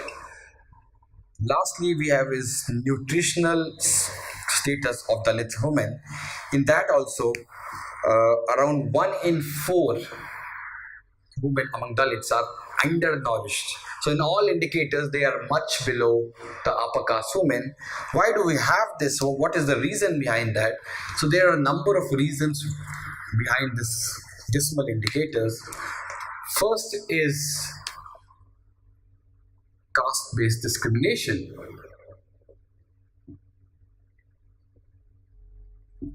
So because of caste, when they go to the hospitals, first of all, they don't get free ambulance. They call the hospitals, then they knew about their caste and they avoid sending them. That is based on the field survey, I'm saying. This is not my own imagination. It's based on the field survey because I have read the Lancet report, and in that it brought out stories from different number of areas in India and shows how when the Dalit households call for ambulance, it hardly comes. When they go to the hospitals, they are treated in a very bad manner by the doctors. They are sometimes they are avoided.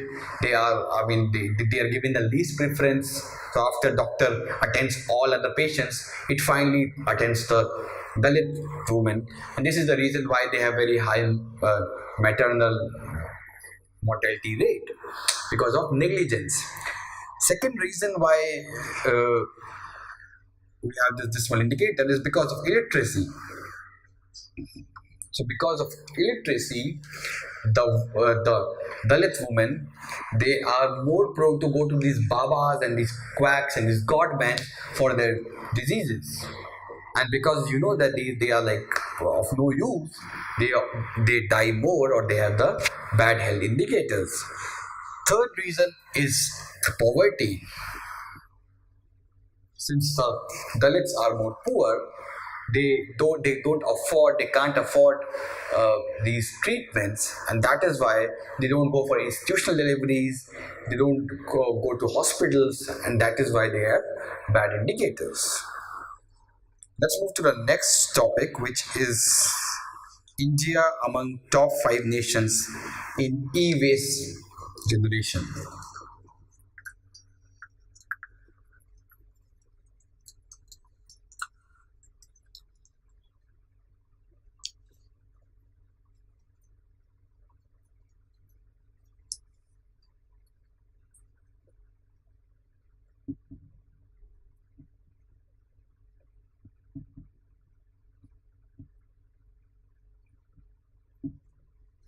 This is again a very reoccurring topics.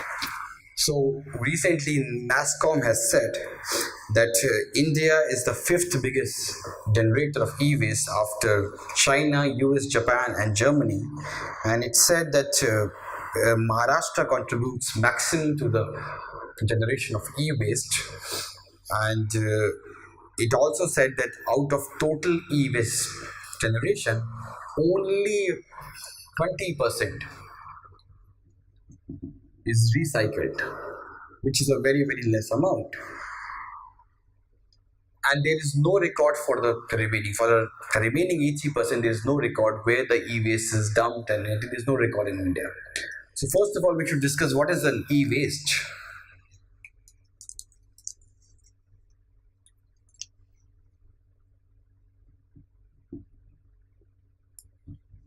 So e-waste is typically it includes discarded computer monitors, motherboards, cathode rays, mobile phone, chargers, headphones, LCDs, plasma TV, AC, anything, any electronic item which you use when its term is used, when its life is completed, and then it becomes a waste.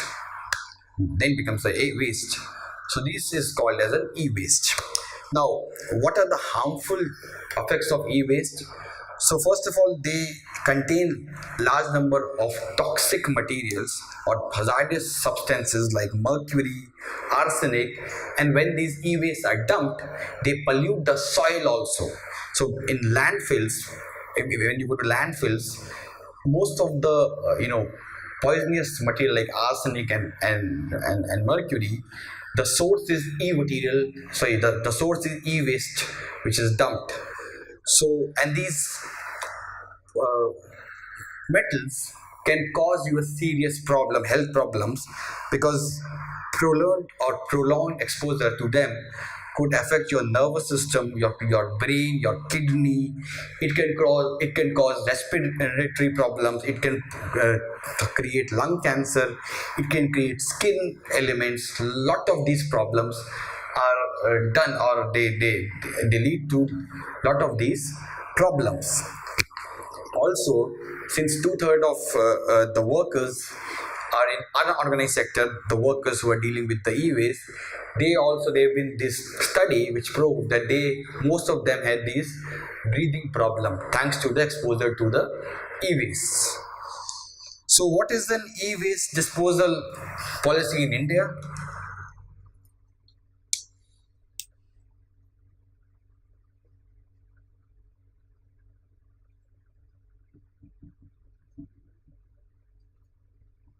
So in case of India, we have this e-waste management rules which was passed in 2016, and it laid down a concept of extended producer's responsibility, which means the producer or the manufacturer is responsible for the collection and for the proper use or proper recycling of the e-waste. It also said that in the first 3 years or in the first 2 years after the rules would be formed, 30% of the discarded electronic equipment would be disposed appropriately by the producer, and that number would increase to 70% in the first 5 years. So when we have this e-waste disposal policy, good policy, why does not taking place? So there are a number of reasons for that.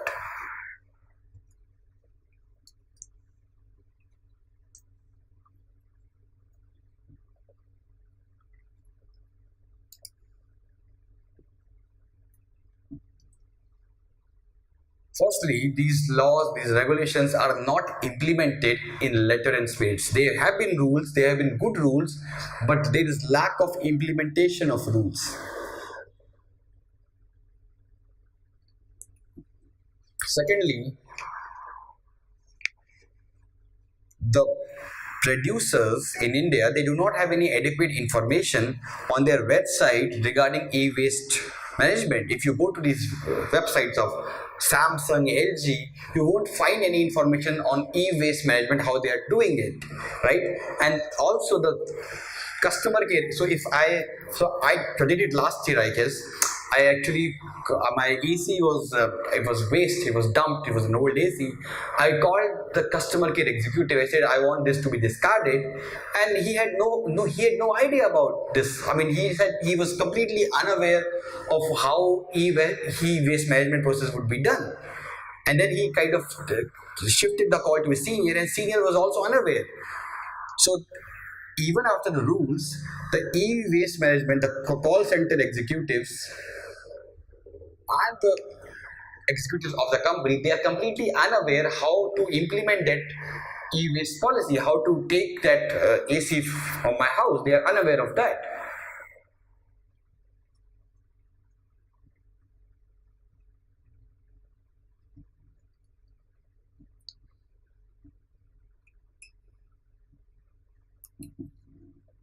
And thirdly, India being a very vast country, it's not feasible for a company to take back all the e-waste which is discarded.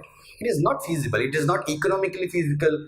It is not physically feasible for a large country like India that a company would, you know, take these e-waste material from your doorsteps. It's impractical technically.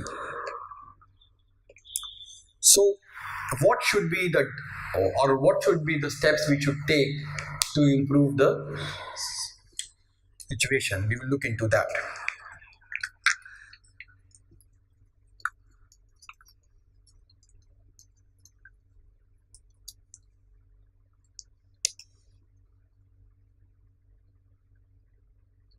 So first is that we have a vibrant informal waste gathering sector, which believes in door to door gathering of e-waste, and we should use them. We should skill them, and we should integrate them with the formal e-waste management system. That is the most pragmatic thing we should do. So we should integrate informal waste gatherers with the formal system. Probably the original company would pay them that, okay, we'll pay you fixed salary. Your job is to collect these discarded e-waste from each and every home and bring it to us. And secondly, they should be skilled, because of lack of skills, they discard the waste unscientifically, which creates the problem of pollution.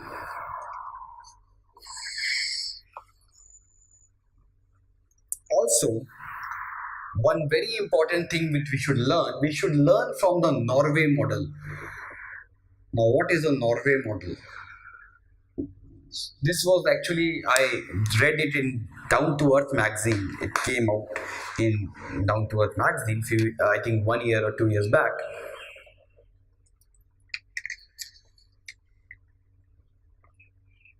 So, how does the system in Norway works? Let us understand that. So Norway also had the same problem of e-waste few years back, and they also have the same laws like the EPR laws or the extended. These EPR laws were also there in Norway, but still they are not able to. I mean, the problem was not solving. So what they did was they created a rule. They said that they will establish take back companies in different parts of Norway, and these take back companies, their job would only be to scientifically dispose, to collect and dispose the e-waste which is generated.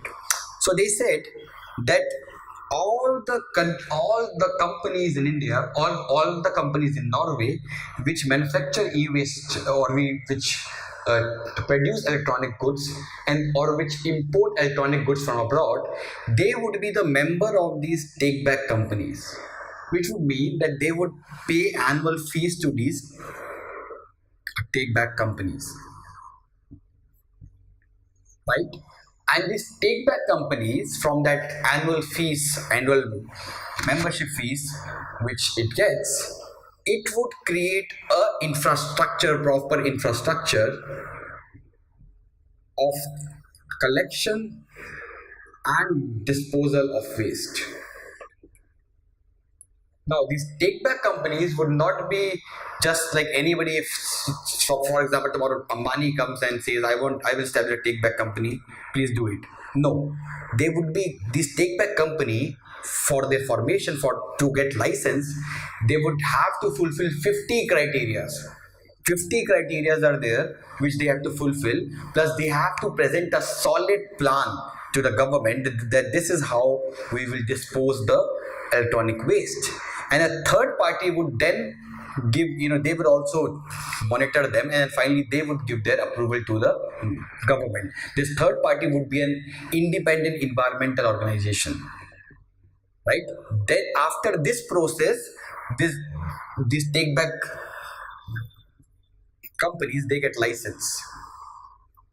So there are like 10, 15 take back companies in Norway, and the role of the manufacturers of electronic goods is very, very limited, because this is the problem in India. These electronic companies don't have infrastructure to collect, and they don't have specialization also in collecting and disposal of waste. So therefore, their job is just to pay annual membership fees to these take back companies. Rest take back companies do. Take back companies have their networking in each mohalla. They have their own people. They collect the waste and then they do the scientific disposal of that waste.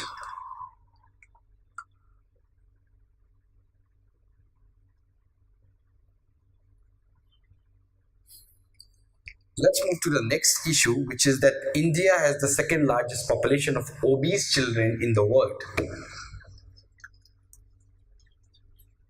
This is the ninth issue.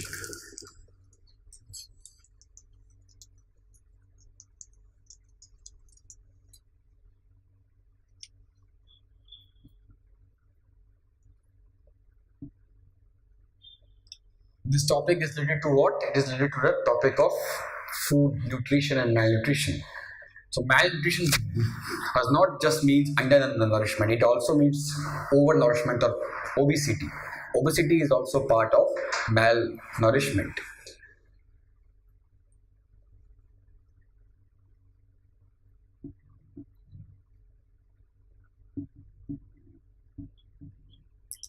So according to the annual state nutrition report, India has, around 26 million people in India suffer from wasting, which means low weight for height ratio. And also, we have a double burden of undernourishment and obesity. The country has the second highest number of obese children in the world.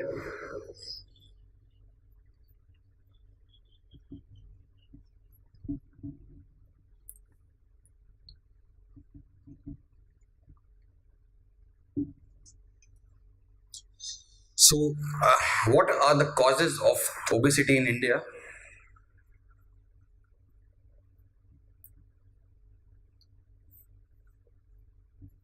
First of all, eating habits. We have, a lot of people are obese because they eat wrong food, which is because in India there's hardly any awareness about which is nutritious food, which is not. They eat wrong food, and because of that, and also, because of wrong food, they become obese. Second reason is fast food. So I came from Russia recently, and in Russia, I had talked with one person, and he said that there is a increasing problem of obesity among the Russians, among the children in Russia, because in last after 1991, when it became from communist, it transformed to market economy. There have been inflow of these Western fast food joints in Russia, McDonald's and Burger King and Pizza Huts and KFCs, and right now there is a kind of a madness among the youth in Russia for these fast food chains because they are new, and this is creating a serious problem of obesity among the Russian children. And this is the same thing which is happening in India because we have a new We have these fast food chains are very new to India. They create a lot of excitement among the young people, among the children, and that is why also we have this problem of obesity. Next is lack of physical activity.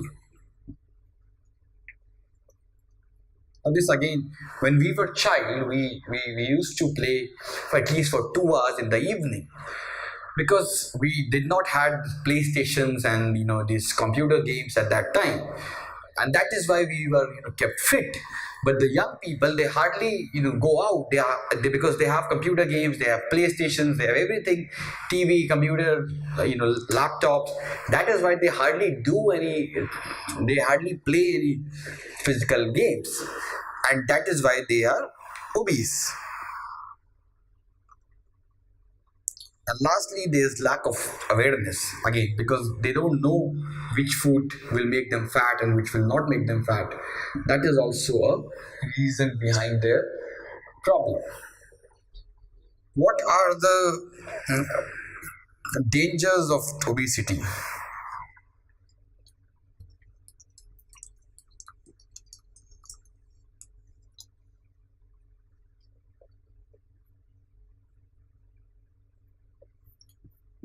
So, firstly, it leads to a lot of it makes you prone to a lot of diseases like cardiovascular disease, diabetes, cancer. So it makes you more prone to many non communicable, or what do you call as lifestyle diseases. Next we have is that they make people lazy. Ultimately, when the workforce will be lazy, their productivity would be low. And when their productivity would be low, the economic growth would be low. So, what are the policy interventions which are required?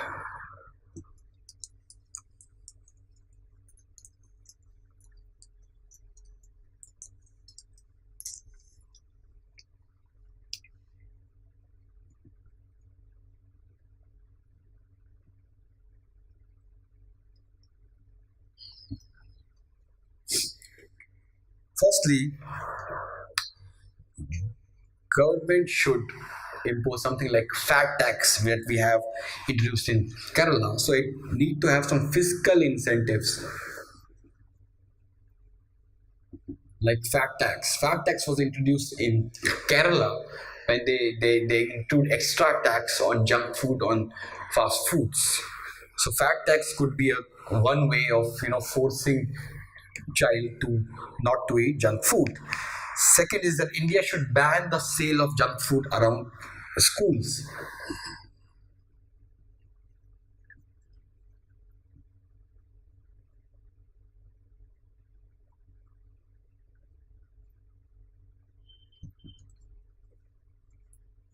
Thirdly, our agriculture system should promote crop diversity, which means it should produce more nutritious food.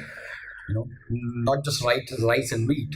More nutritious food should be produced and promoted.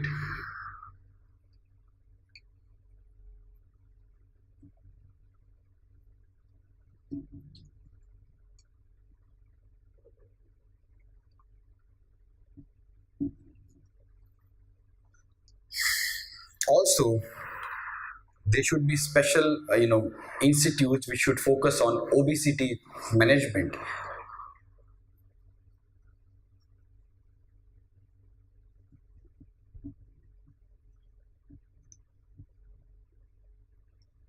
And also there should be more awareness program which should be run, because we have a lot of awareness program for undernutrition, but we hardly, because we feel we have this concept of that if a guy is fat, people say, oh, okay, he must be from a rich family, or there's a saying called khate pite ghar ka hoga.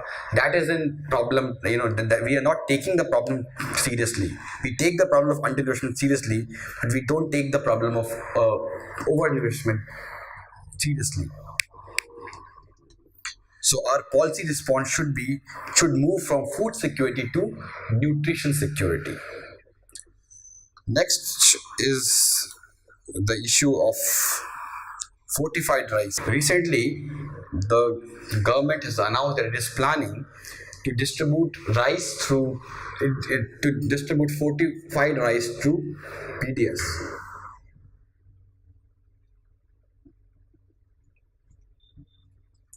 So, what do we mean by fortified food?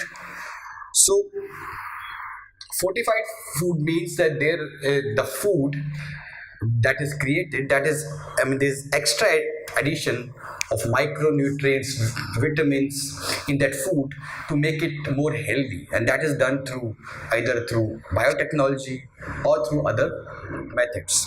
So there are two kinds of concepts which you need to understand. First is fortification, and second is biofortification.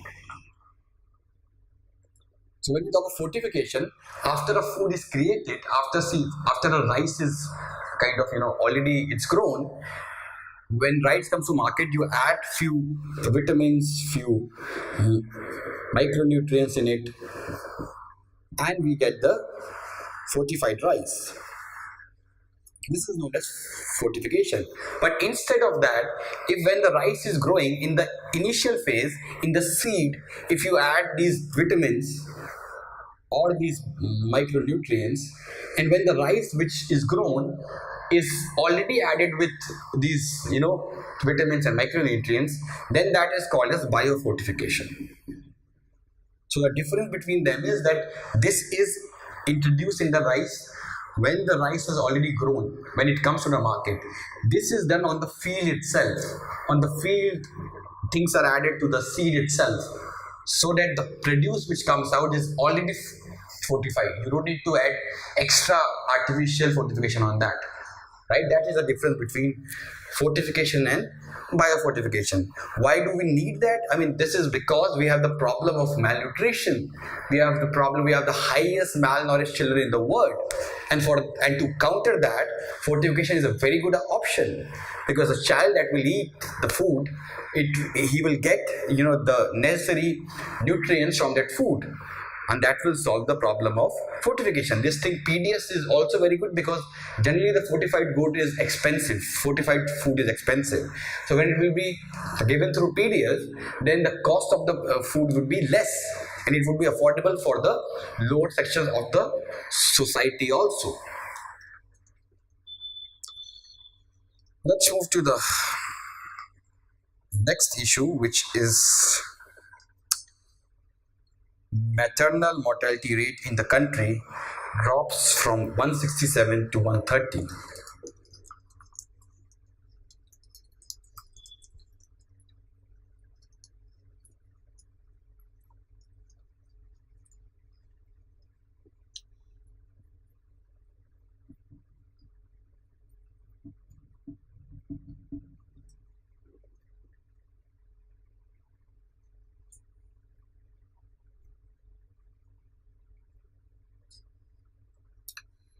So in India, maternal mortality rate, which was 167 a few years back, right now it is 130. So 167 it was in 2013. Now in 4-5 years it has reduced to 130. So it is a significant reduction in the MMR.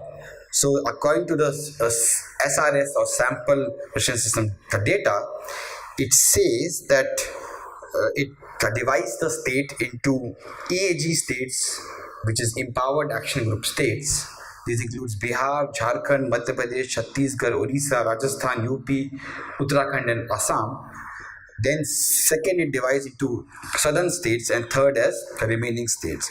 So it finds out that Kerala remains at the top with MMR of 46, and it has been reduced from 61. So it is a significant reduction. Maharashtra is at second place at 61, but the pace of fall has been much slower in Maharashtra, and Tamil Nadu at 66 is at third position. Now, what are the reasons behind this improvement? First of all, first reason is that there is a rise in institutional deliveries thanks to schemes like Janni Suraksha Yojana, JSSY. So this is a very important reason why it is improved.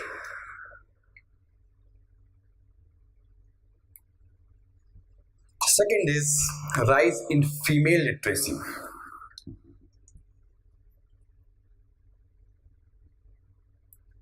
So a female which is more literate, she is better able to take care of herself.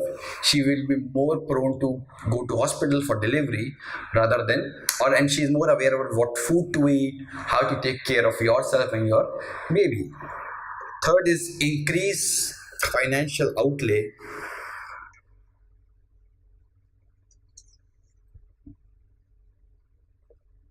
towards family welfare programs.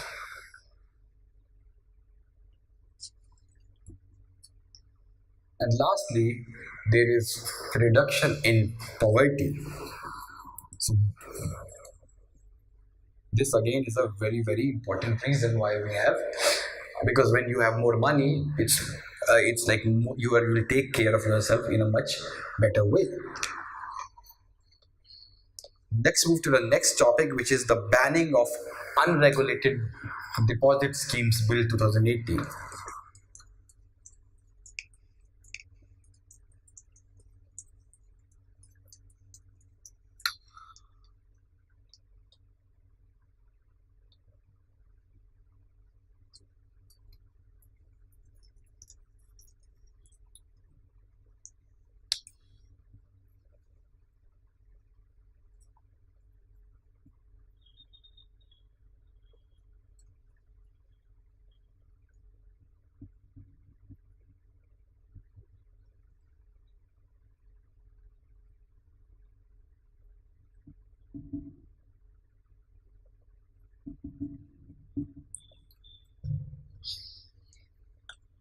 So this was in March. It was passed by the. It was approved by the cabinet, but recently there were two, three op-eds in Hindu and other paper. That is why I am taking this topic. So this bill deals with Ponzi schemes. So what is Ponzi schemes? Let us understand by an example. So suppose I am a person who runs a Ponzi scheme. So what I will do is that I will first get two customers, and I will say, you give me 1,000 rupees, I will double it in 1 month. So they will give me 1,000 and 1,000. I will have 2,000 rupees with me. Now I will have to find four investors in that month to pay these two customers.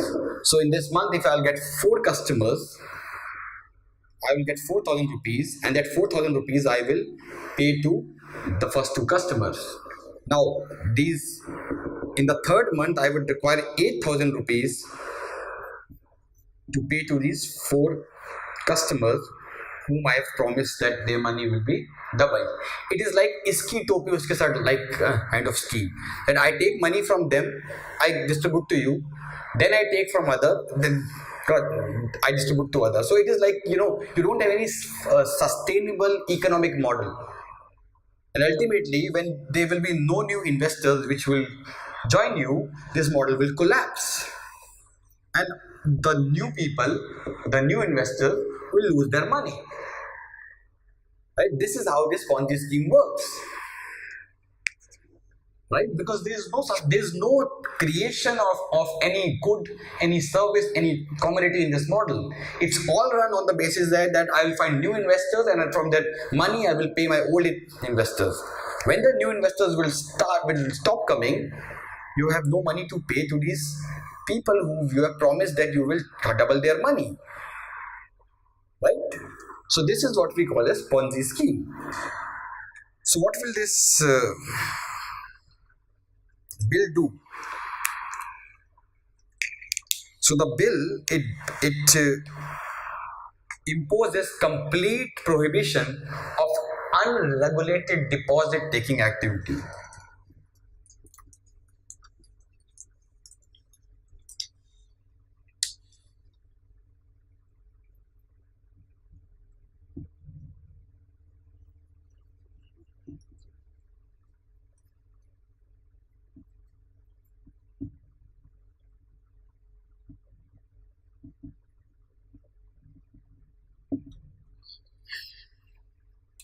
any unregulated deposit activity, it prohibits it, it defines it completely, who are the deposit takers and what is a deposit.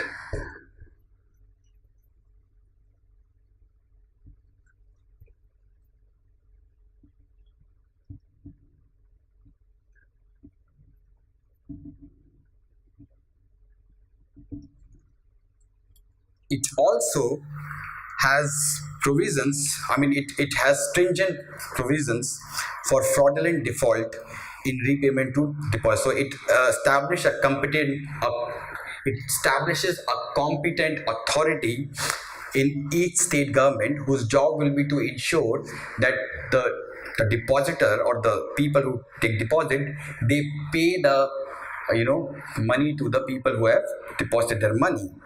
And he has been given that power that he can attach the properties of the defaulting establishment. So if you don't pay any asset that you have, house or car, that officer will have the authority to attach that, right? So this officer has been given with a wide variety of power under this bill.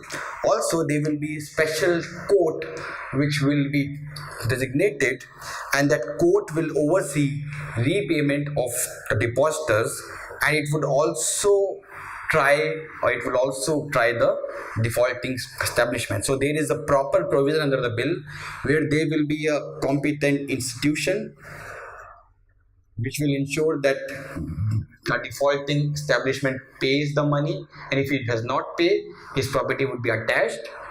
And also under the bill there will be a designated court which will be formed.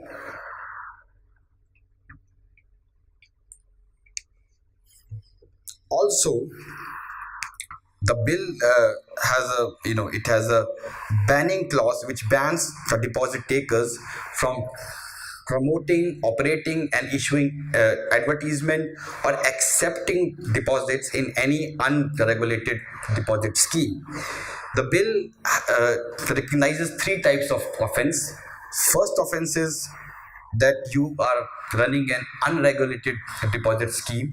The second offense is the fraudulent default in regulated deposit scheme, and the third is wrongful inducement in relation to unregulated deposit scheme. So all these three are offenses, and you will be tried if you do this offense.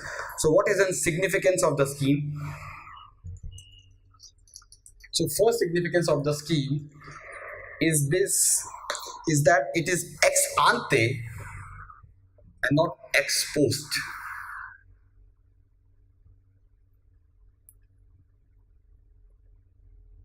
See, the problem is that right now the regulatory environment that we have in this, once these kind of Ponzi companies come, they cheat you, and after they cheat you, the government comes into picture. Then it tries to, it kind of jails him and everything. After the activity has been done, after these small investors have lost their deposits, the government comes into action. So that's an ex post kind of environment that we have right now. After the bill will be passed, we would have an ex ante kind of environment where these Ponzi schemes will be not allowed to run. I mean, after they cheat people, the government will not come to action after they cheat people. The government will say, no, you will not be allowed to function itself at first place. Cheating is a later thing. You are not even allowed to function. So that is why it is a very significant scheme, because it would not be a post-mortem kind of a thing that, okay, after you were cheated, now we will come to action. The government will ensure that these companies are not established at all. Second thing is that the bill, it has an adequate provisions for, it creates an institution, it creates a regulate court, which is again a significant move.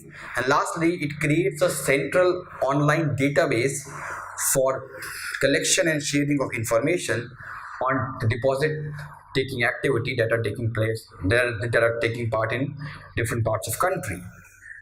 What is the criticism or challenge of this scheme? So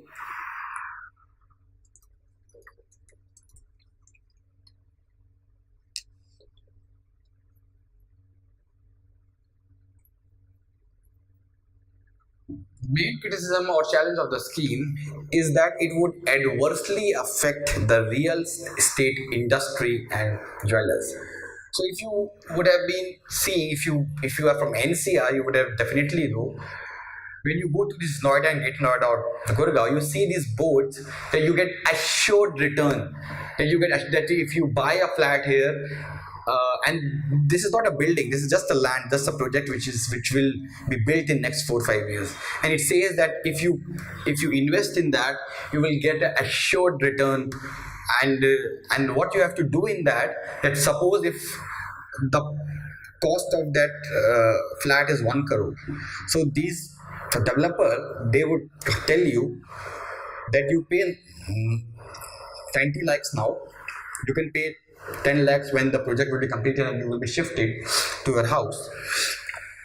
In between, for the 90 lakh that you have paid for this flat, you will get an assured return,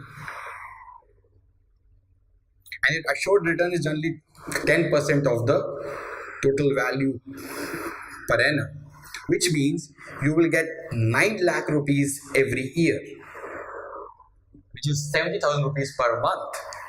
So a lot of people get lured in that, and for the developer, this scheme is important because he gets loan at the rate of 10%, while in banks and everywhere the loan is between 16 to 18%. Plus, it's not easy to get loan from banks, giving a lot of NPAs in the real estate projects.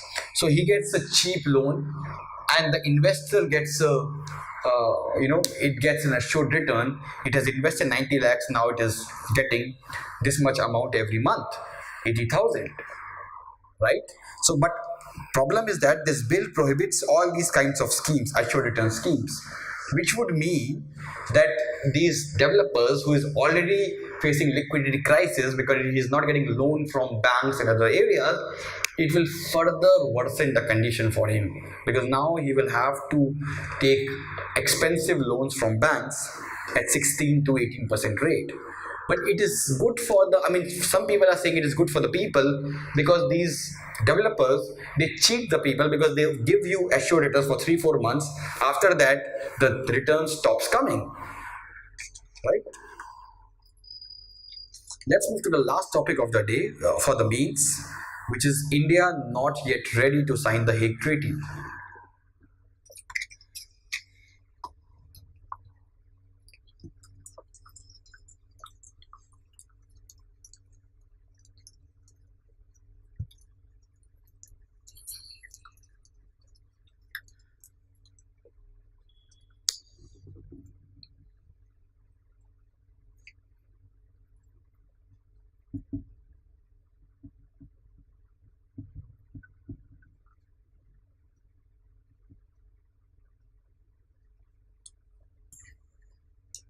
So, what do we mean by Hague Treaty? Hague Treaty was in news actually from last 6 7 months. It has been news continuously.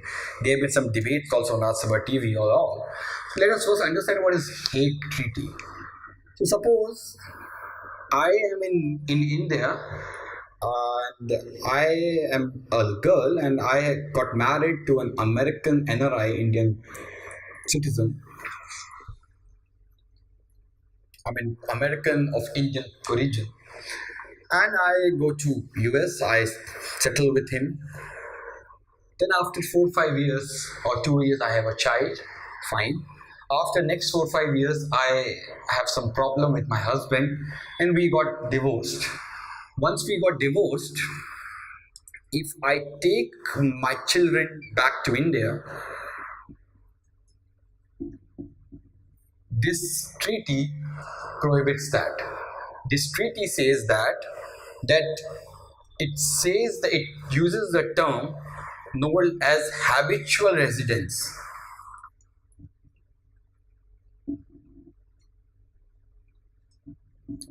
Habitual residence is a place where the child normally he is living. So it's a place where he used to live before the problem started between my parents, between his parents. So if in this case, habitual residence would be US. So if you are, if you, if and country has signed this treaty, then that woman will have to come back promptly to US, where the case of or where the case with respect to custody would take place. So the case would be decided in the country which is the habitual residence of the child, right?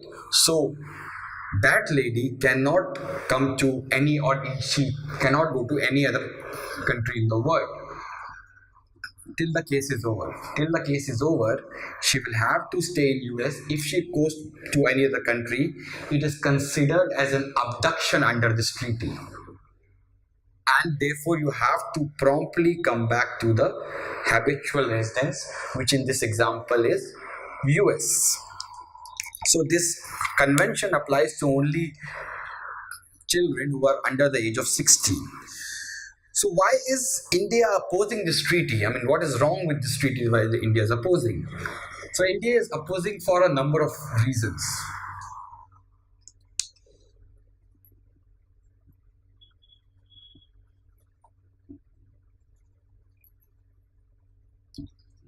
Firstly, see, in India's case, India is not happy with the, or is not comfortable with the word abduction, because abduction, India says, is a misnomer, because no parents will abduct their own child out of care. They actually, out of care, out of his or her well wish, they do this thing. They actually take the child to a safer place. So this word abduction we are not comfortable with. Second thing is that it will worsen the condition of Indian women. How? Let us explain.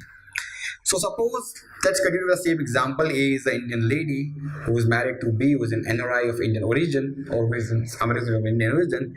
Now she has a very, very exploitative, very, very kind of domestic violence and very, very oppressive marriage with B. Now after the child is born, they are divorced. A will take back his child back to India, right? But if India will sign the treaty, A will have to again go back to B to fight the case for legal battle. Now, first of all, a lot of Indian women are not financially secure, so the burden of again booking the flight ticket and everything is very, very high. Then she will go again to US, which a country where she knows nothing, she has no help, and there she will fight a lonely battle for child custody against the husband. And it will worse. She has already suffered a lot. After signing the treaty, she will have to suffer again, fighting a case in an alien country where she don't know any laws and anything. That will make the condition of the woman more worse. That is why India is opposing this treaty. That's why we are not signing the treaty. Third is, it could be used as a blackmail against alimony.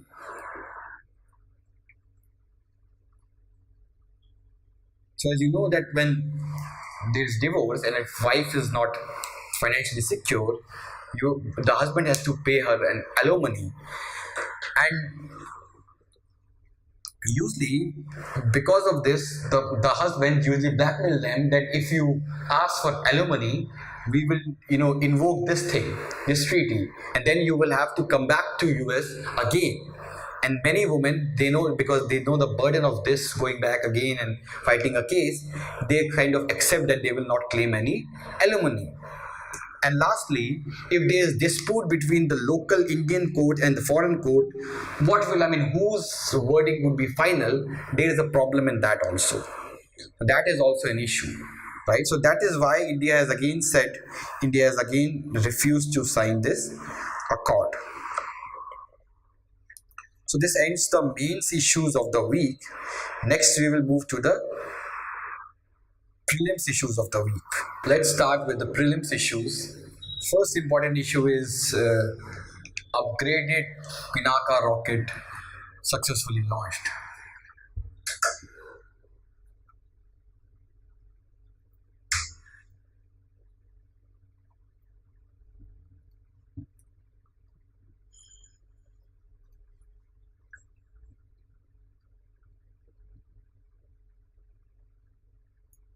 So, Pinaka rocket is it was an old rocket, and its upgraded version, which is a guided version. So the earlier Pinaka rocket was unguided. Unguided means that once you fire a rocket, you cannot control it in midway. Once you fire and see that this rocket should reach this destination, you cannot change his way midway. But when a rocket is guided, you can always change the direction, change the area where it has to go. You can, all these things you can change in the midway. So this is the difference between guided and unguided. So earlier Pinaka rocket was unguided, and this one is a guided rocket. And its range has also increased. So earlier it was 40, now it is 70.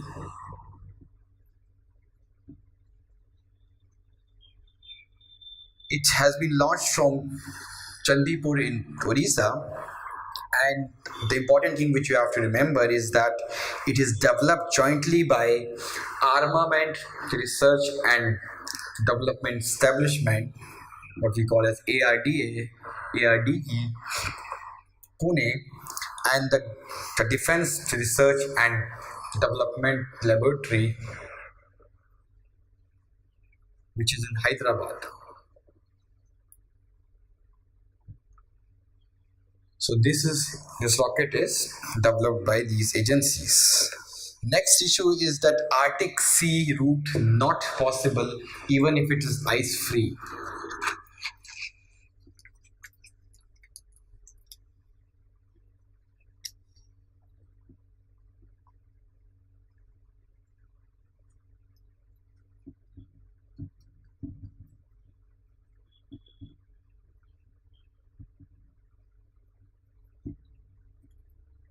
So Arctic Sea route, as you know that by 2060, Arctic region would be ice free thanks to global warming. There are a lot of kind of countries that are planning to, increase their footprint in the Arctic region, because if Arctic will be ice free, then there will be, it will create a new route for, sea lanes of communication. So and it would, I mean, the distance between many countries would decrease if the ships would be able to easily pass through the Arctic region. But the recent research shows that even when the Arctic region would be ice free, it would not be possible for the ships to go there freely because of the surface temperature is very low in that water. Even when there's no ice, the temperature would be very low. So what would be the impact on India, I mean, of the Arctic thing? So China and Japan have been developing, infrastructure in the Arctic, and there is increasing concern among India that China is making inroads in Arctic, and Arctic region is known for large variety of fossil fuels. It has large, it contains large amount of fossil fuels, so that would hurt India badly. Let us discuss about Arctic Council.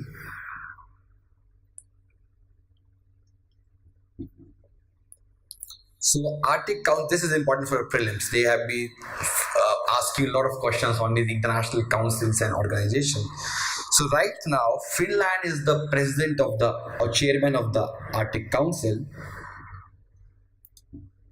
And Arctic Council was created or established after the Ottawa Declaration of 1996.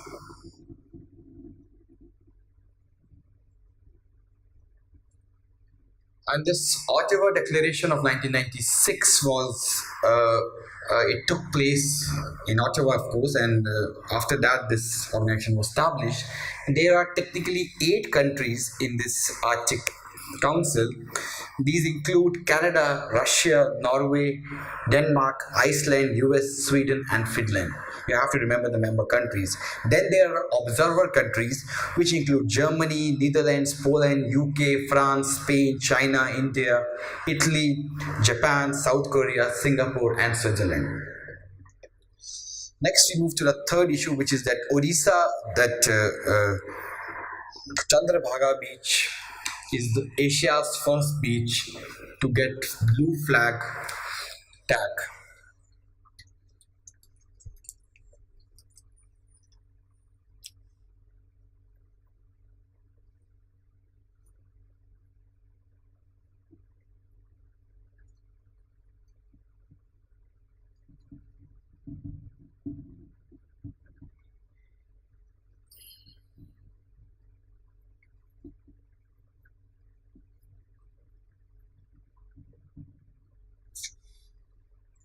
Sorry, blue flag tag. So this flag tag is given to those beaches which are plastic free, which are equipped with a proper waste management system, which have a clean water for the tourists, which have facilities for research about environmental impact on the beach. So all these, the beach which contains all these things could be considered for this blue flag tag. And in Asia, Chandrabhaga beach in Orissa became the first beach in Asia which gets this blue flag certification. And this blue flag certification is given by fee or foundation of environmental education. It's an NGO based in Copenhagen. You have to remember these unfamous international organizations because now UPSC is loving these unfamous, non-famous organizations. So it is established this blue flag tag initiative was established by FEE, which is an NGO. It's not any UN body. It's an NGO based in Denmark.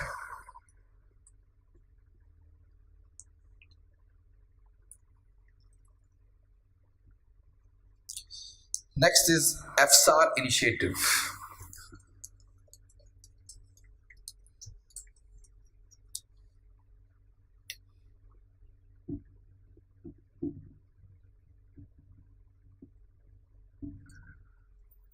FSAR is technically it's a short form for augmenting writing skills for articulating research initiative.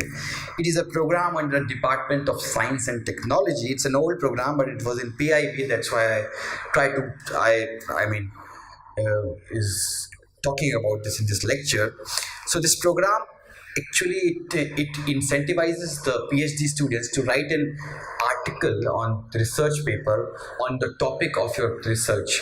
And top 100 people who will be selected by the ministry, they will get reward of 1 lakh rupees each. So your article should be simple, it should promote science, and if the government likes that, you will get, I mean, you will get 1 lakh rupees as an incentive. So that article could be submitted to DST or it could be also published in newspapers. So what is the idea? The idea is to promote scientific education in India. Next is that Ministry of Railway introduces bagasse based food packaging.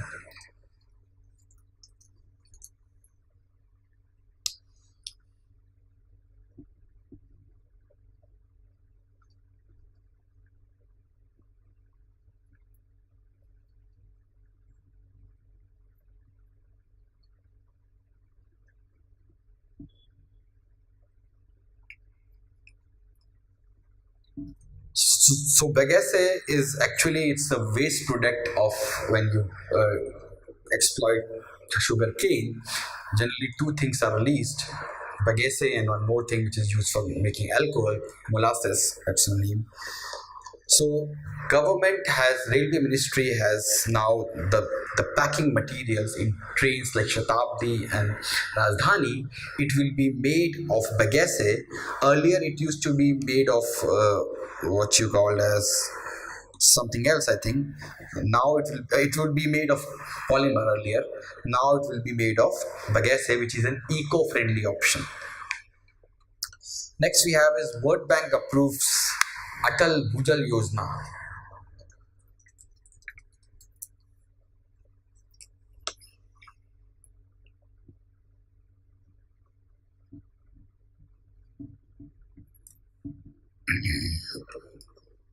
Now, this Atal Bhutan Yojana, first of all, let us be very clear, it's a central sector scheme. Central sector. It means that there is no contribution of state in the scheme. Center funds the entire scheme. And secondly, it is released or it is implemented by Ministry of Water Resources, River Development, and Ganga Regeneration.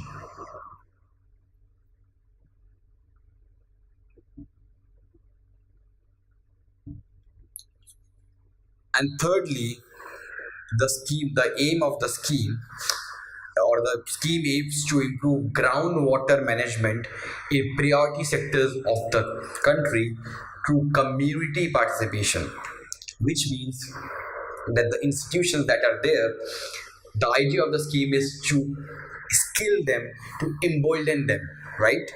So, in the first phase, the scheme would cover 25% of areas in states of Gujarat, Rajasthan, Haryana, UP, where the groundwater exploitation level has reached to a critical level, right?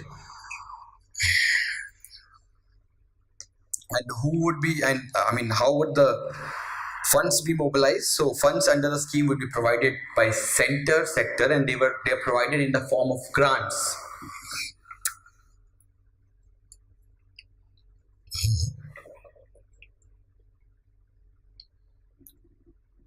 And the funds would be used for uh, increasing the capability of institutions who implement the ground or who administer the groundwater infrastructure in India.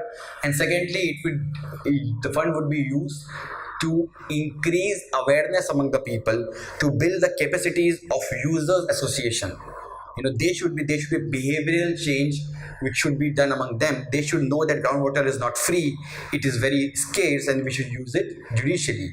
Idea is to make a change at the grassroots level, to strengthen these water users association, these panchayat associations, so that they should implement the scheme with an objective that ultimately, if they implement the scheme, it will benefit them in long run. Let's move to the next issue, which is ECI has launched this online RTI portal. This is simple, you can read it from the notes. Next is Operation Nistar.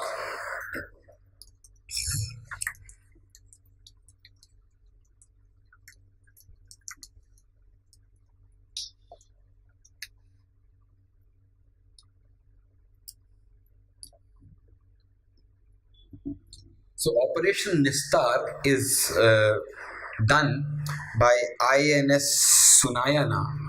So let's understand the map. There is Saudi Arabia. This is Saudi Arabia. This is Yemen, and there is this island known as Socotra Island. And this Socotra Island is near Yemen. It's a part of Yemen. It's an offshore territory of Yemen. So in this Socotra Island, there has been some Indians who are living there from last 150 years. And recently there was cyclone in this island, and therefore the Indian naval ship known as INS Sunayana,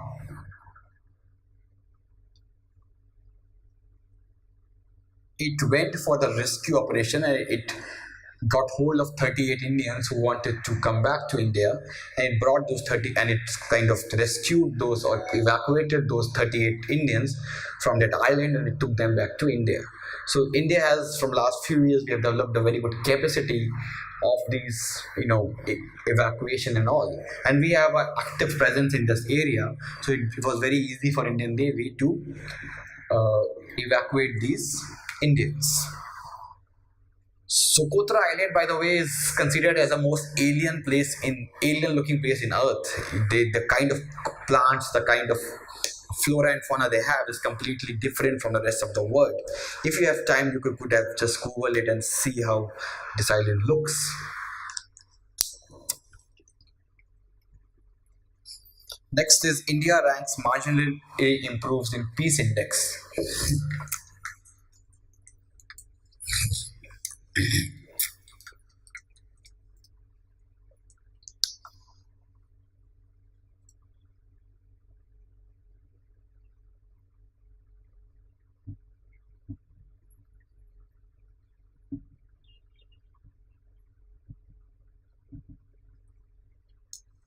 So peace index is technically India's rank was 137 in 2016. This year it is 136. So India's rank improved from 137 to 136. What is more important is not this rank, is the institution which gives out this global peace index, because index and organizations are again a favorite topic of UPSC these days. So it is released by IEP, which is Institute of Economic and Peace. It is an Australia based institute.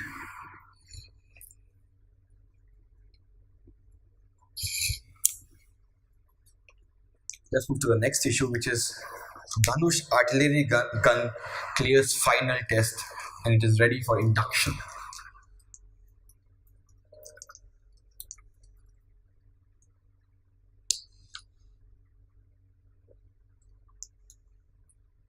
So, Dhanush is an indigenous gun which is made for the army and it has passed its final test in Pokhara. And important facts about that gun is that it is called as Desi Bofors.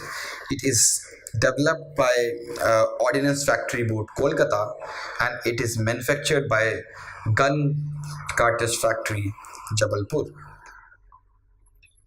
Next we have is Pradhan Mantri Rozgar Protsahan Yojana. It has added 5.5 lakh beneficiaries a month under scheme. 5.5 lakhs people are enrolling in the scheme under a month, in a single month.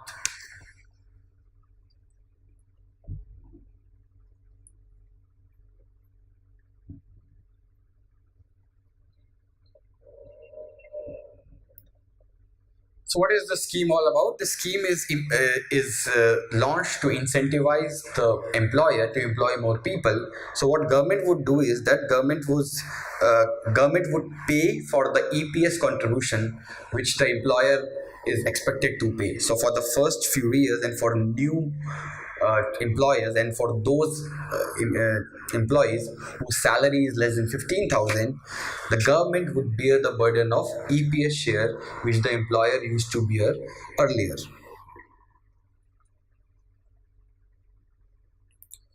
Next we have is ensemble prediction system.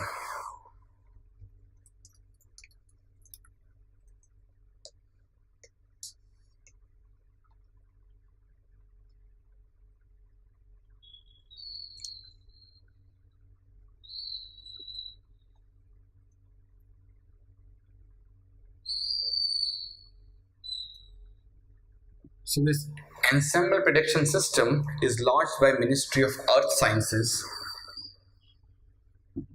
and it will generate more accurate and area specific forecasts of extreme weather events including rain, heat waves and cold waves. So right now the kind of system that we have, this is technically a kind of a early warning system.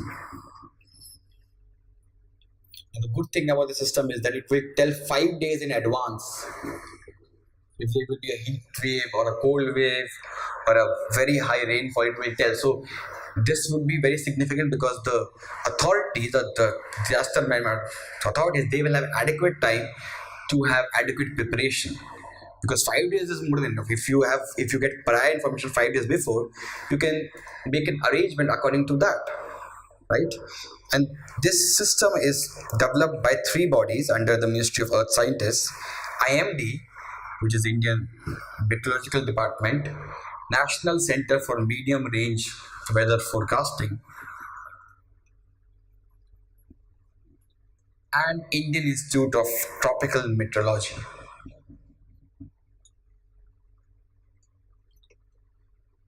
Next we have is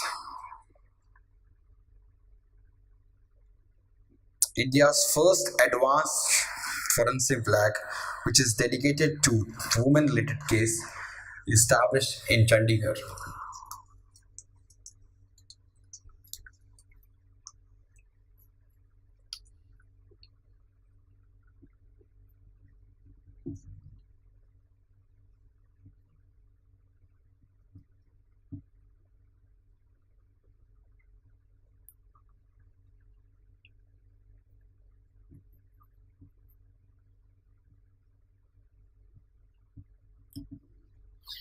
So, in India, there is this first time we have a forensic lab which is completely dedicated to women related cases, and it is established in Chandigarh within the campus of Central Forensic Science Lab.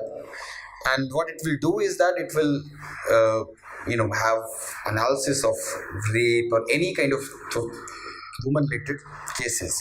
There will be 5 more labs which will be established in different parts of country. 3 would be under the Ministry of Home Affairs and 2 would be under the Ministry of Women and Child. So this ends the prelims topics of the week, and we will meet next week. Thank you. Subscribe to our YouTube channel and press the bell icon on the YouTube app and never miss another update from Civil State.